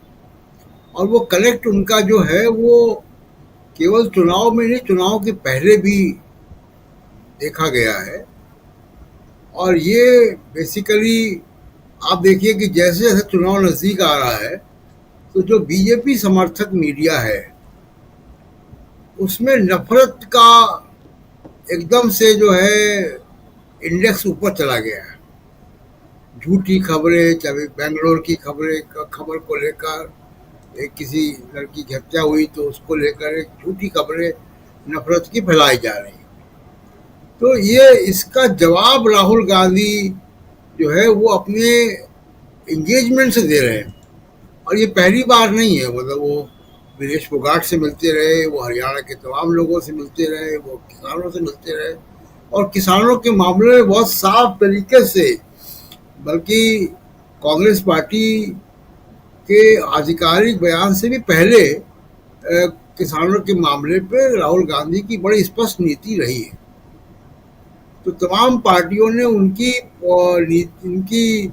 पॉलिसी को फॉलो किया है। हरियाणा में एक और जो 8 तारीख को हम लोग जब रिजल्ट देखेंगे तो इसकी चर्चा करेंगे कि बीजेपी का जो पूरा गेम था वहाँ पे वो सोशल इंजीनियरिंग था और समाज को बांटने का था। तो एक तो नूह के दंगे के बाद समाज ने वहाँ एक गवाही दी कि वहाँ पे नफरत की दुकान नहीं चलेगी। दूसरा कि जो तमाम सारी जाट वर्सेस रेस्ट कर दिया गया था वो चीज़ें भी इररेलेवेंट हो चुकी हैं। तो अब बीजेपी को वहाँ पे जो ज़मीनी मुद्दे हैं उसके आधार पर चुनाव लड़ना है। वो नरेंद्र मोदी जी नहीं कर पा रहे हैं। शायद उनकी बातचीत नहीं हो पा रही, डायरेक्ट बातचीत ऊपर होती थी लाइन खराब होगी तो उनकी सीधी बातचीत होती है ऊपर वाले से, तो वहीं से कोई संदेश लगता नहीं आया होगा। कभी कभी नेटवर्क, जैसे अभी डॉक्टर राकेश पाठक का नेटवर्क डाउन हो गया था, तो नेटवर्क डाउन होता है तो वो योजना बन नहीं पा रही है। और जब तक वो योजना, अब बहुत देर हो चुकी है। अब तो देखिए हरियाणा का चुनाव एक दिशा ले चुका है। अब उसमें कोई बड़ा परिवर्तन नहीं आ सकता कि यहाँ से आप कोई हरियाणा का यू टर्न ले लेगा और कुछ ना कुछ हो जाएगा, तो अब वो संभव नहीं है। और बाकी राकेश पाठक जी की लाइन कनेक्ट हो गई तो उनको सुनते हैं हम। बिल्कुल आप सही कह रहे हैं, बिल्कुल सही कह रहे हैं। ज़रा आता हूँ डॉक्टर साहब के पास, ज़रा उनसे भी समझूं। और उनका कनेक्शन टूट गया था उस समय, और ये कनेक्शन टूटने वाली जो बात है वो नॉन बायोलॉजिकल के साथ भी हो सकती है। हम सब बायोलॉजिकल हैं। डॉक्टर साहब कैसे देखा जाए? और उस धान की फसल याद कीजिए जहां रुपाई की थी, राहुल गांधी ने महिला किसानों का जिक्र कर रहे थे हम। उसके अलावा और अभी उससे पहले अभी अमेरिका जाते हैं तो वो वहाँ से आकर जो वीडियो अभी जारी किया उन्होंने वो, और आज भाषण में इन तमाम बातों का जिक्र, यानी एक लंबी रणनीति के तहत, बहुत पुरानी रणनीति के तहत यहाँ राहुल गांधी ने इस चुनाव में एंट्री की है, ये माना जाए? जी, 2-3 चीजें हैं राहुल गांधी की राजनीति को लेकर। पहली बात तो ये है कि जिन लोगों को ये लगता था, हमें तो नहीं लगता था तब भी, जिन लोगों को लगता था कि Rahul Gandhi part time politician है, अल्पकालीन राजनीति करते हैं, फिर कहीं चले जाते हैं, फिर आ जाते हैं, उन सब के दिलो दिमाग के जाले राहुल गांधी ने साफ कर दिए। हो सकता है वे इस बात को लेकर पछताते हों कि काहे के लिए इतनी बार कहा कि राहुल गांधी अब होल टाइम पॉलिटिक्स करने लगे। पूरे समय वे राजनीति के मैदान में सक्रिय है, सिर्फ चुनाव के समय नहीं। आपने बिल्कुल ठीक कहा कि हरियाणा का चुनाव से बहुत बहुत पहले वो धान रोप रहे थे, महिलाओं को अपने घर पर बुलाकर खाना खिला रहे थे, खिलाड़ियों से मिल रहे थे, खिलाड़ियों के आंदोलन में कांग्रेस साथ खड़ी थी। व्यक्तिगत रूप से राहुल गांधी पहले भी पूर्णकालिक राजनीति कर रहे थे, अब भी कर रहे हैं। अब बीजेपी को इसलिए भारी पड़ रहा है कि राहुल गांधी ने बीजेपी के सारे मुद्दों की काट ढूंढ ली है। बीजेपी के नफरत के एजेंडे, भेदभाव के एजेंडे, समाज में सांप्रदायिक आधार पर खाई खोदने के एजेंडे, उन सब का तोड़ राहुल गांधी ने ढूंढ लिया है। वो उनकी मोहब्बत की दुकान है। लेकिन यहां इस मौके पर राजीव जी एक बहुत जरूरी बात रेखांकित करना चाहता हूं। राहुल गांधी जितना बाहर के मोर्चे पर लड़ रहे, लगभग उतना ही या थोड़ा सा कम उन्हें पार्टी के भीतर भी लड़ना पड़ रहा है। जो ताजा मामला हिमाचल प्रदेश से सामने आया, वहां के पीडब्ल्यूडी मिनिस्टर विक्रमादित्य सिंह ने जिस तरह दुकानों पर नेम प्लेट लगाने की बात कही, नाम लगाने की बात कही, साथ में हवाला दिया योगी आदित्यनाथ के यूपी मॉडल का। ये राहुल गांधी के खिलाफ पार्टी के भीतर की लड़ाई, पार्टी में छुपे हुए संघियों से लड़ने की लड़ाई। और अब इस मौके पर यह भी दोहरा देना जरूरी है कि राहुल गांधी ने इसको बहुत कड़ाई से लिया है। विक्रमादित्य सिंह के बयान के बाद उन्हें हाईकमान ने जिस तरह डांटा फटकारा, ताजा खबर यह है कि राजीव शुक्ला जो प्रभारी हैं, उन्होंने इसका खंडन किया। उन्होंने कहा नहीं, वहां तो लाइसेंस दिए जा रहे हैं, परिचय पत्र दिए जा रहे हैं, दुकानों पर नाम लगाना, नेम प्लेट लगाना जरूरी नहीं। ये छोटी छोटी लड़ाइयां राहुल गांधी को कांग्रेस के भीतर जो लड़नी पड़ रही, मुझे लग रहा है एक बार उससे पार पा लेंगे तो बाहर की लड़ाई उनके लिए उतनी कठिन नहीं। ये जो छुपे हुए संघी हैं कांग्रेस में, उनकी संख्या भी कुछ कम नहीं। वे मौके बेमौके राहुल गांधी की लड़ाई को, राहुल गांधी की विचारधारात्मक लड़ाई को कमजोर करने का काम करते। हम और आप जैसे लोग भी 2 दिन से पूछ रहे थे कि भाई अगर हिमाचल प्रदेश में भी यूपी का योगी आदित्यनाथ मॉडल लागू होना है तो जनता कहेगी फिर हम तो बीजेपी को ही चुन लेंगे, आपकी क्या जरूरत है। बिल्कुल। तो ये जो अलग अलग मोर्चों पर राहुल गांधी की लड़ाई है, वो अकेले लड़ रहे हैं। सबसे महत्वपूर्ण बात यह है, पार्टी में उनके साथ मल्लिकार्जुन खड़गे खड़े हैं, कुछ और लोग हैं जो उनके साथ खड़े हैं। जब वे ये सफाई कर लेंगे पार्टी के भीतर की, तो मुझे लग रहा है कि बाकी मैदानी लड़ाई उनके लिए उतनी कठिन नहीं बच रही। प्रशांत जी ने शुरू में एक बात कही थी श्री वैष्णो देवी वाली सीट को लेकर, उसमें अयोध्या और प्रयागराज की सीट का जिक्र किया था। लोकसभा चुनाव में तो जितने धार्मिक केंद्र थे देश के, लगभग सब पर बीजेपी हारी। रामेश्वरम, चित्रकूट जिस संसदीय सीट में आता है वो, खाटू श्याम, महाराज अग्रसेन की धरती, कहां कहां जितने धार्मिक अलग अलग धर्मों के केंद्र हैं, सब पर भारतीय जनता पार्टी हारी थी।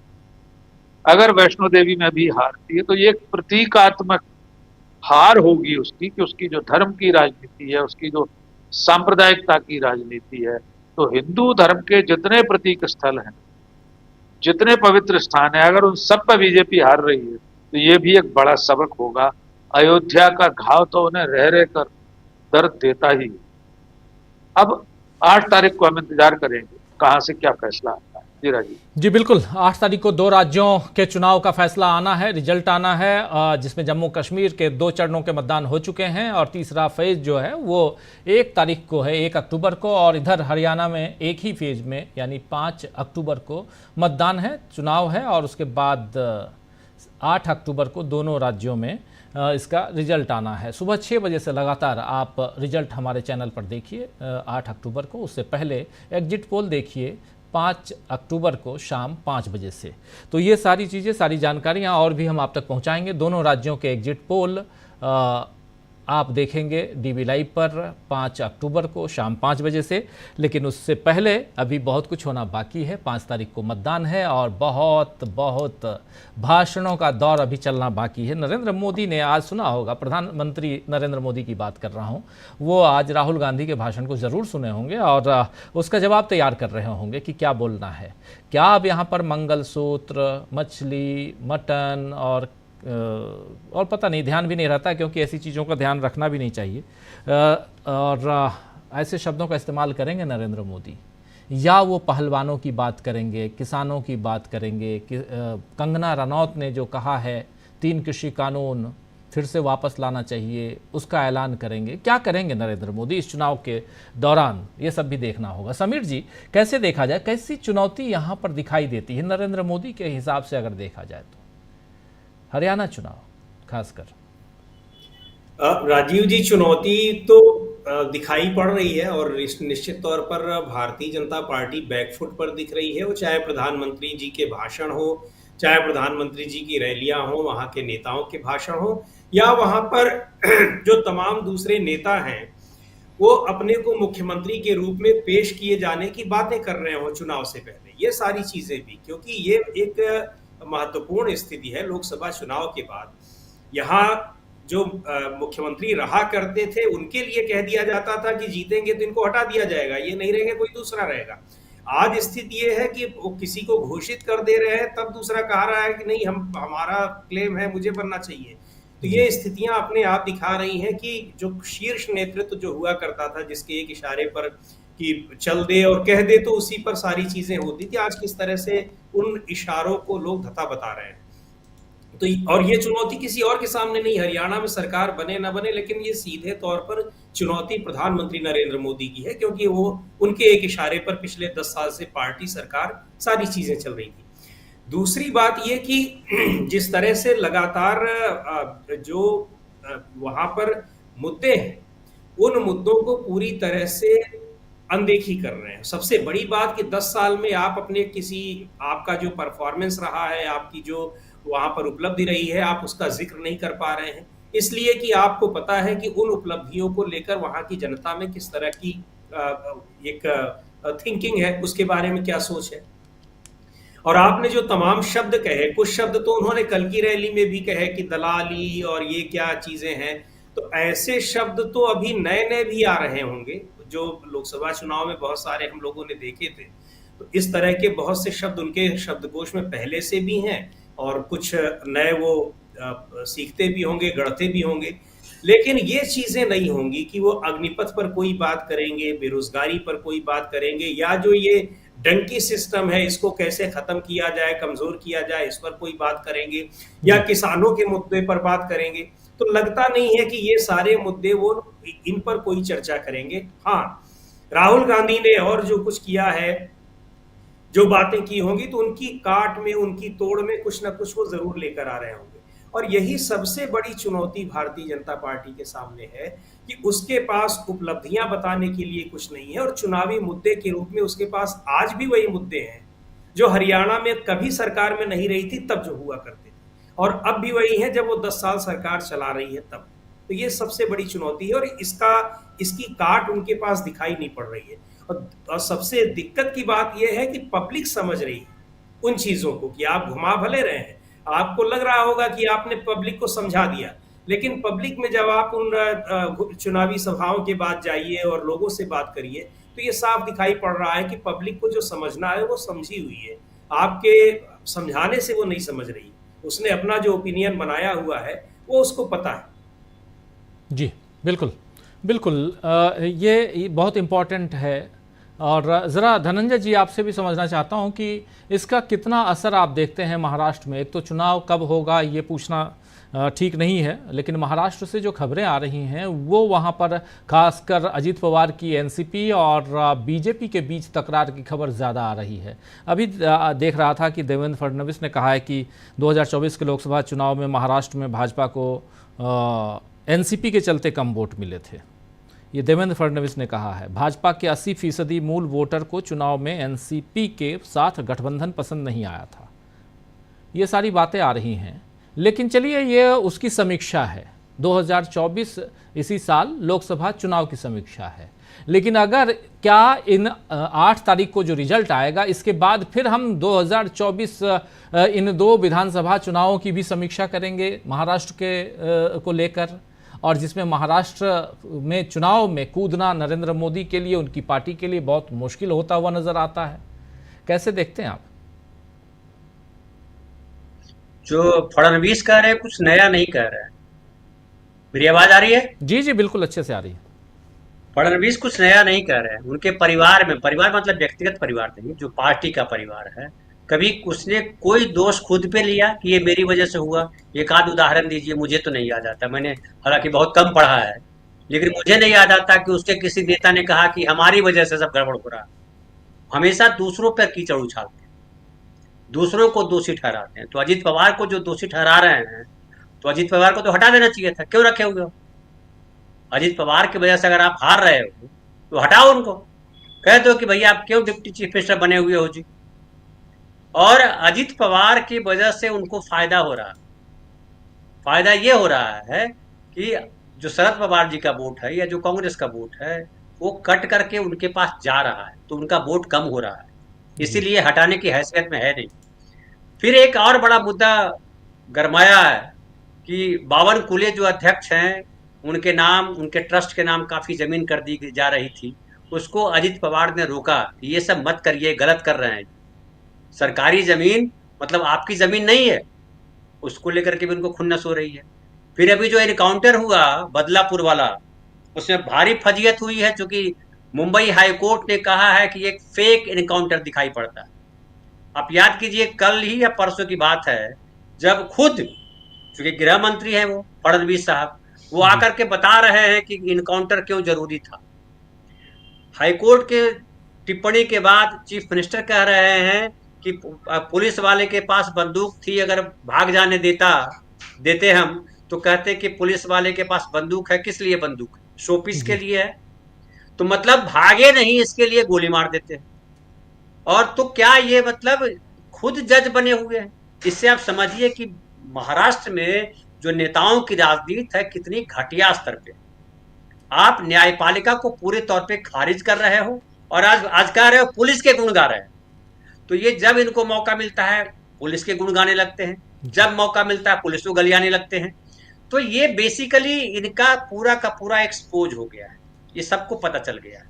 और ये आम आदमी के पास भी मैसेज चला गया है कि बदलापुर वाला कांड देखिए क्या है कि आपने वाहवाही लेने के लिए एक गरीब आदमी को जिसपे आरोप लगा, आरोप तो साबित होगा वहां जाके कोर्ट जाकर के, आपने वो मौका नहीं दिया। ढेर सारे लोग महाराष्ट्र से अरबों रुपए लेकर के भाग गए इस देश से, उनको पकड़ के लाए नहीं, क्या उन पर गोली चलाएंगे? भाई अपराधी पकड़ा जाता है, उसके हाथ में हथकड़ी लगाया हुआ है आपने आरोपी को, और वो कैसे मार दिया, कैसे छीन लिया पिस्तौल, कैसे पुलिस के हाथ से रिवॉल्वर छीन करके गोली चलाई, ये सारे सवाल हाई कोर्ट ने पूछे हैं। और इससे ये जो है परेशानी में है, क्योंकि जनता को जवाब देना पड़ रहा। और अब उनके खींच ये भी है कि देखिए अभी नितिन गडकरी जी भी खींचे हुए हैं, अभी जो है फडणवीस खुद जो है 3-13 हो चुके हैं, उनके बाकी नेता अभी आज देखिए प्रशांत भाई ने जो है वीडियो शेयर किया, संजय निरुपम किस तरह से बाहें फैला करके आए, बाहें चढ़ाते हुए आए प्रणिति सिंधी के पास। ये क्या है? ये बताता है कि खींच जो है, हार की खींच अभी से प्रकट होने लगी है। सोचिए हार कितनी भयावह होने वाली जी। और शरद पवार हो या राहुल गांधी हो या उद्धव ठाकरे हो, आप उसी कॉन्क्लेव में आप देखिए कितना बढ़िया बोला आदित्य ठाकरे ने।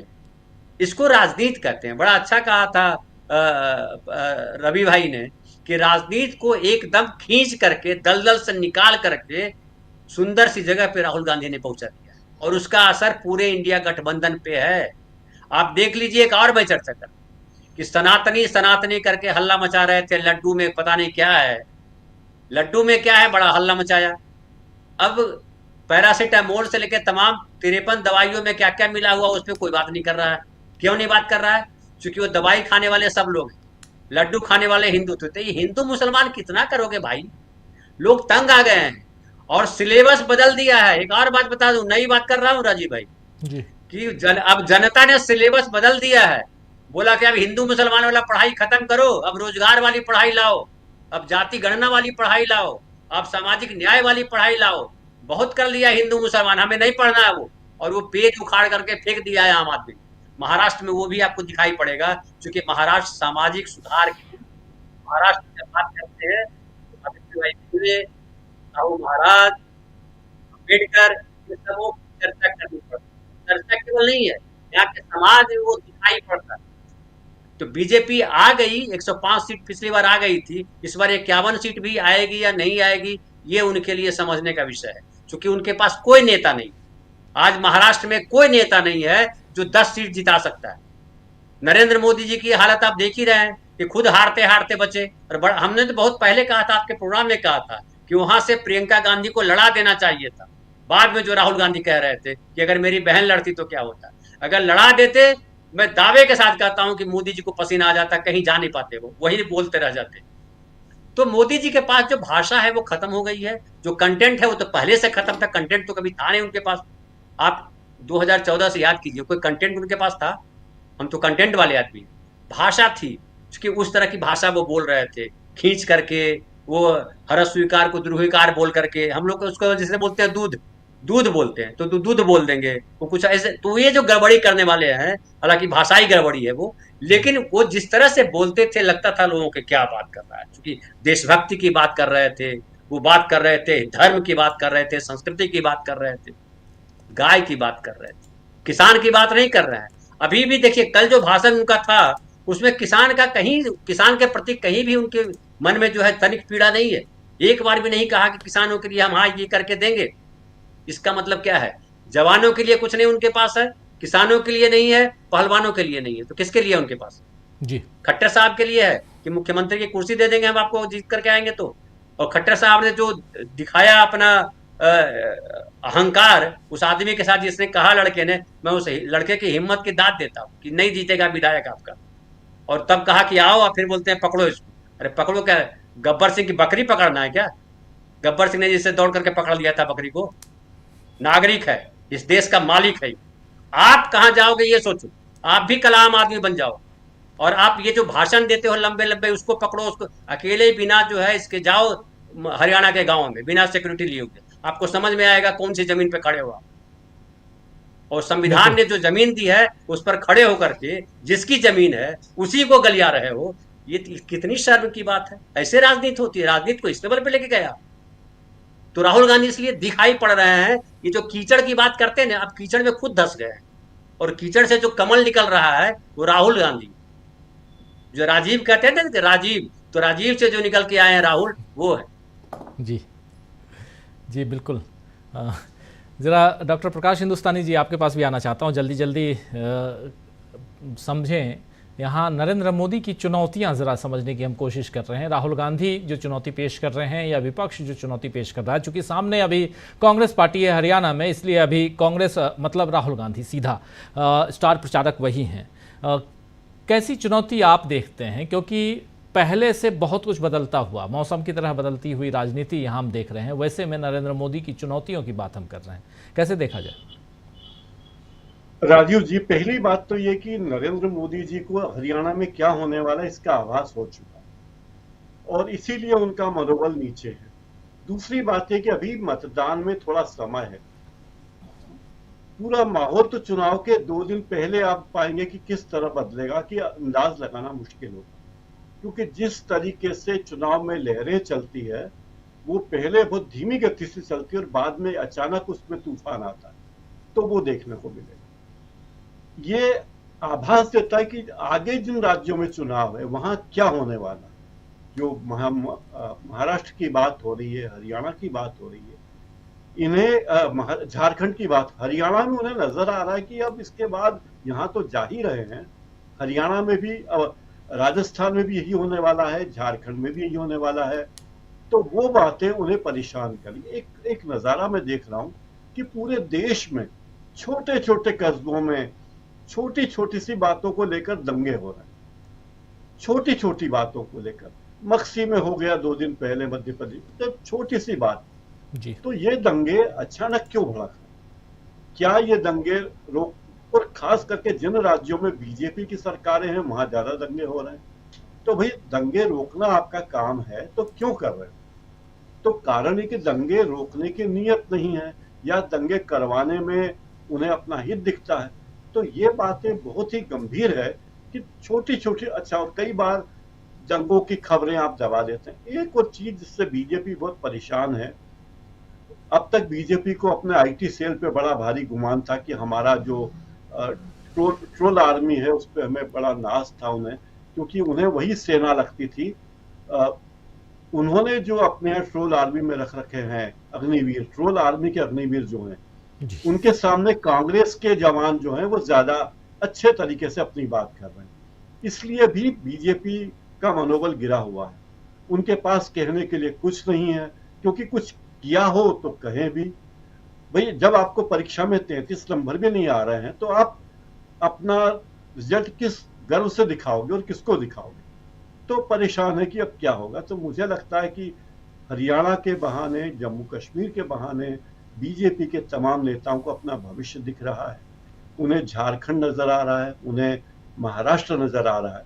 और जो बावन कुलेज की बात अभी हमारे साथी ने कही, धनंजय जी ने, तो ये जो जमीनें हथियाने का काम, 13.5 एकड़ जमीन साहब बीजेपी के प्रदेश अध्यक्ष के एक एनजीओ को दे दो। सारे देश भर में, पूरे देश में बीजेपी के कार्यालयों के लिए, आरएसएस के कार्यालयों के लिए, उनके आनुषंगिक संगठन जो पता नहीं कितने दर्जनों हैं, उनके कार्यालयों के लिए भी स्थानीय निकायों से जमीनें मिली हुई है और वहां बड़े बड़े कॉम्प्लेक्स बने हुए हैं 5 स्टार। तो ये जो संपत्ति बना, मतलब अडानी अंबानी पैसे वाले हो रहे हैं और बीजेपी पैसे वाली हो रही है, और चौथे नंबर पर संघ पैसे वाला हो रहा है। तो इस सब चीजों को लोग देख के समझ रहे हैं कि कांग्रेस का दफ्तर हमारा कैसा है और बीजेपी का दफ्तर कैसा है। कांग्रेस तो इतने साल राज सत्ता में रही, उसने दफ्तर क्यों नहीं बनाया? तो ये बात लोगों को समझ में आ रही है और लोग अब नोटंकी से ज्यादा प्रभावित नहीं होते।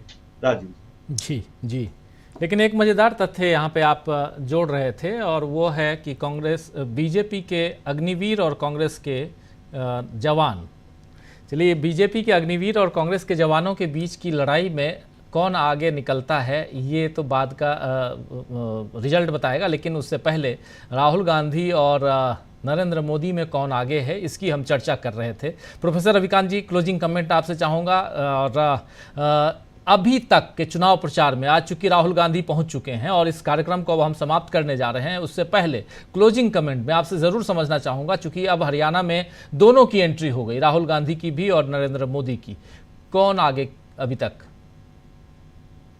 अग्निवीर या जवान? तो अग्निवीर या जवान?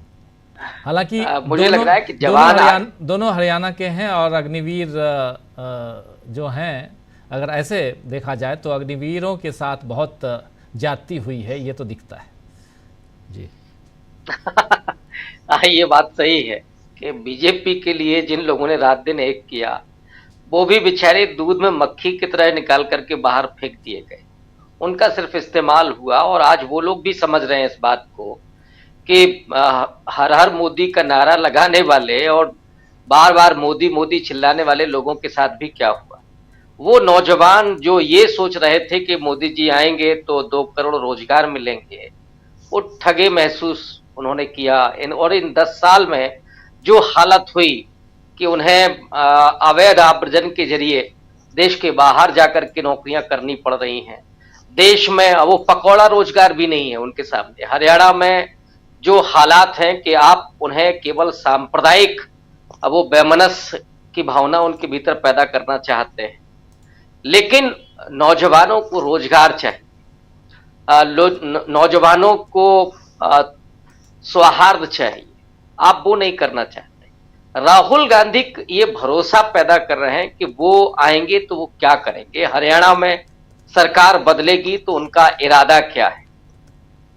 राहुल गांधी बार बार, और ये जरूर कहा जा रहा है कि राहुल गांधी अपनी बात को रिपीट बहुत कर रहे हैं, और अपनी बात पर जोर देने के लिए कि हमारा इरादा यही है, हम रोज 2 झूठ बोलेंगे। या राहुल गांधी ने कहा कि मैं झूठ नहीं बोलना चाहता, ये काम तो मोदी जी का है, मैं वही बोलूंगा जो मैं कर सकता हूं।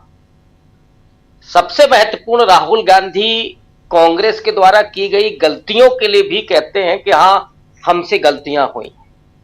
अभी राकेश जी जहां कह रहे थे कि कांग्रेस के भीतर बहुत सारे संघी हैं, और ये बात सब जानते हैं, राहुल गांधी उनको भी सुधरने का मौका दे रहे। जो नेहरू जी ने श्यामा प्रसाद मुखर्जी को भी मौका दिया था, वो तो हिंदू महासभा से आए थे, और उस हिंदू महासभा से कि जिसका एक सदस्य गांधी जी का हत्यारा था, लेकिन फिर भी उन्होंने बड़ा दिल दिखाया। और 1959 में भी उन्होंने लिखा कि आरएसएस के बहुत खतरनाक इरादे हैं, लेकिन मैं कोई ऐसा मैसेज नहीं देना चाहता जिससे ये आरोप लगे कि प्रधानमंत्री एक तरफा कोई काम कर। राहुल गांधी भी कहते हैं कि हम नफरत को मोहब्बत से जीतना चाहते हैं। ये जो नफरत का बाजार, जो कारोबार चल रहा है, उस कारोबार को खत्म करके हम प्रेम और सौहार्द के जरिए नए राजनीतिक मूल्य स्थापित करना चाहते हैं, जिसमें लोगों को रोजगार मिले, जिसमें लोग परस्पर सौहार्द के साथ रह सकें, संपन्नता देश की बढ़े, देश में उद्योग धंधे स्थापित हों, किसान समृद्ध हों और सबका सम्मान और स्वाभिमान कायम रहे। ये जो राहुल गांधी का मैसेज है और बार बार उस पर जो हैमर करते हैं, वो मुझे लगता है उस विश्वास को और ज्यादा पुख्ता कर रहे हैं। हरियाणा ही नहीं, जम्मू कश्मीर ही नहीं, क्योंकि आज जो दौर है उसमें राहुल गांधी अगर आज मैसेज भी कर रहे हैं, ट्वीट भी कर रहे हैं, तो वो देश के आखिरी कोने तक ही नहीं, वो अमेरिका तक भी जा रहा है। तो हरियाणा और जम्मू कश्मीर के चुनाव के जरिए पूरे देश को मैसेज राहुल गांधी निरंतर दे रहे हैं और उसका असर आपको पूरब से लेकर के पश्चिम और उत्तर से दक्षिण तक दिखाई पड़ रहा है। लोग राहुल गांधी की तरफ जिस ढंग से देख रहे हैं एकमात्र उम्मीद के रूप में, और नरेंद्र मोदी को लोगों ने रिजेक्ट कर दिया। अब मोदी जी भले ही ठोकते रहे कि 240 मिल गया, और वो तो हम, और अभी शायद कौन धनंजय जी कह रहे थे कि अगर प्रियंका जी को लड़ा दिया होता तो बनारस में, धनंजय जी आपको, आप मुंबई में बैठे हैं, मैं लखनऊ में थोड़ा नजदीक हूं। मोदी जी चुनाव हारे हैं, चुनाव जीते नहीं है, और वो कैसे जीते हैं ये हमको पता है। लेकिन अब सवाल वही होता है कि आप जब बोलते हैं तो आपके पास प्रमाण होने चाहिए। अब वो हम लोग जानते हैं कि कैसे हुआ है, लेकिन उसका खुलासा नहीं किया जा सकता। तो वो लखनऊ की सीट भी हार रहे थे, बीजेपी हार रही थी, बनारस भी हार रही थी, और वहां पे जो इन्वेस्टमेंट हुआ है, जो लोगों को डराया गया है, वो डर का भी इन्वेस्टमेंट होता है। उसके बाद मोदी जी चुनाव जीते हैं। अदरवाइज अयोध्या का घाव जो है ना, अभी डॉक्टर पाठक जी कह रहे थे, ये तो अश्वत्थामा की घाव की तरह हो गया है, और ये घाव अब रिश्ता ही रहेगा। बीजेपी इसको कभी भुला नहीं पाएगी। और काशी भी अगर चली जाती तो फिर क्या होता? तो मोदी जी ने किसी तरीके से बचाया है, लेकिन मुझे लोग तो अब पूरे तरीके से मोदी जी से अब उनको प्रणाम करना चाहते हैं। मैं बहुत सम्मान के साथ कह रहा हूं, प्रधानमंत्री हैं हमारे, लोग उनको प्रणाम करना चाहते हैं कि प्रभु आप 74 साल के हो गए हैं, अब विदा लीजिए, अब जो कुछ हमारा सुख चैन है कम से कम उसको बना रहने दीजिए, काहे के लिए आप ये कर रहे हैं। तो लोगों ने तो अब उनको प्रणाम कर दिया, और ये भी मान लिया है कि आप नॉन बायोलॉजिकल हैं, मान लिया है। आप जो कहिए हम वो मानने के लिए तैयार है, लेकिन प्रभु पिंड छोड़िए हमारा, क्योंकि हम वास्तविकता में जीवन जीना चाहते हैं। आप तो भगवान हैं, तो आप तो कहीं भी, आप तो अंतर्यामी हैं, आप कहीं भी चले जाएंगे, किसी भी गुफा में कैमरा लिख के चले जाएंगे।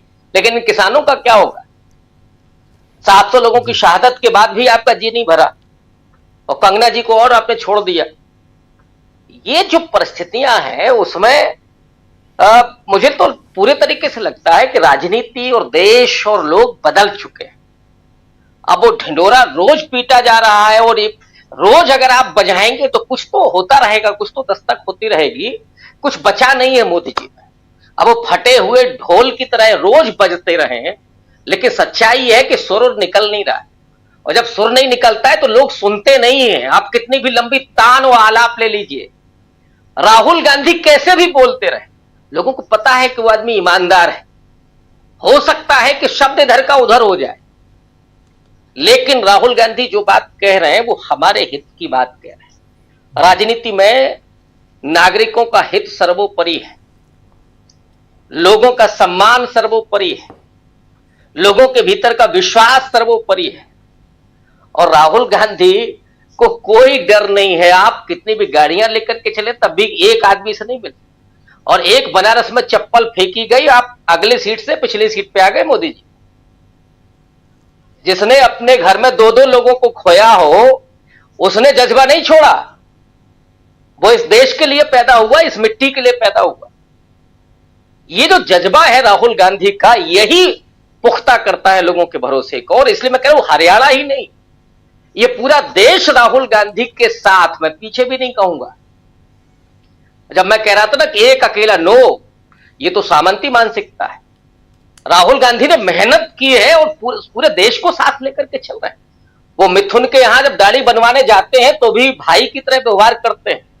रामचेत को तो उन्होंने कहा ही था कि आप मालिक मत कहिए, मैं आपका भाई हूं।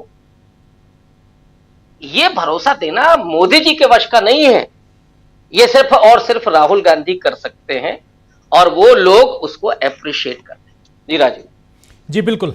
बहुत कुछ हम आज बात कर रहे थे और ये समझने की कोशिश कर रहे थे कि राहुल गांधी की हरियाणा में एंट्री क्या कहलाती है, इसके क्या मायने हैं। हालांकि चुनाव का वक्त है, एंट्री तो होनी ही थी, लेकिन उससे पहले कि राहुल गांधी की जो तैयारियां थी, उन तैयारियों के साथ आज राहुल गांधी की जो एंट्री हुई है उसके बहुत मायने हैं, जिस पर हमारे तमाम साथी माफी चाहूंगा अपने विचार रख रहे थे। और साथ साथ उधर प्रधानमंत्री से अगर तुलनात्मक यहाँ बातचीत की जाए कि प्रधानमंत्री ने जो भाषण दिया, वो गए वहाँ और वहाँ उनको किस ढंग से लोगों ने अप्रिशिएट किया, स्वीकार किया, अस्वीकार किया, ये सारी चीजें, इस पर चर्चा, और आने वाले समय में इसकी राजनीति क्या होगी, राजनीति की दिशा क्या होगी, इन सब पर हम चर्चा कर रहे थे। बहुत महत्वपूर्ण चर्चा, और इस चर्चा को अब यहीं विराम देने की इजाज़त चाहता हूं। बहुत बहुत शुक्रिया अदा करता हूं प्रोफेसर रविकांत जी, डॉक्टर राकेश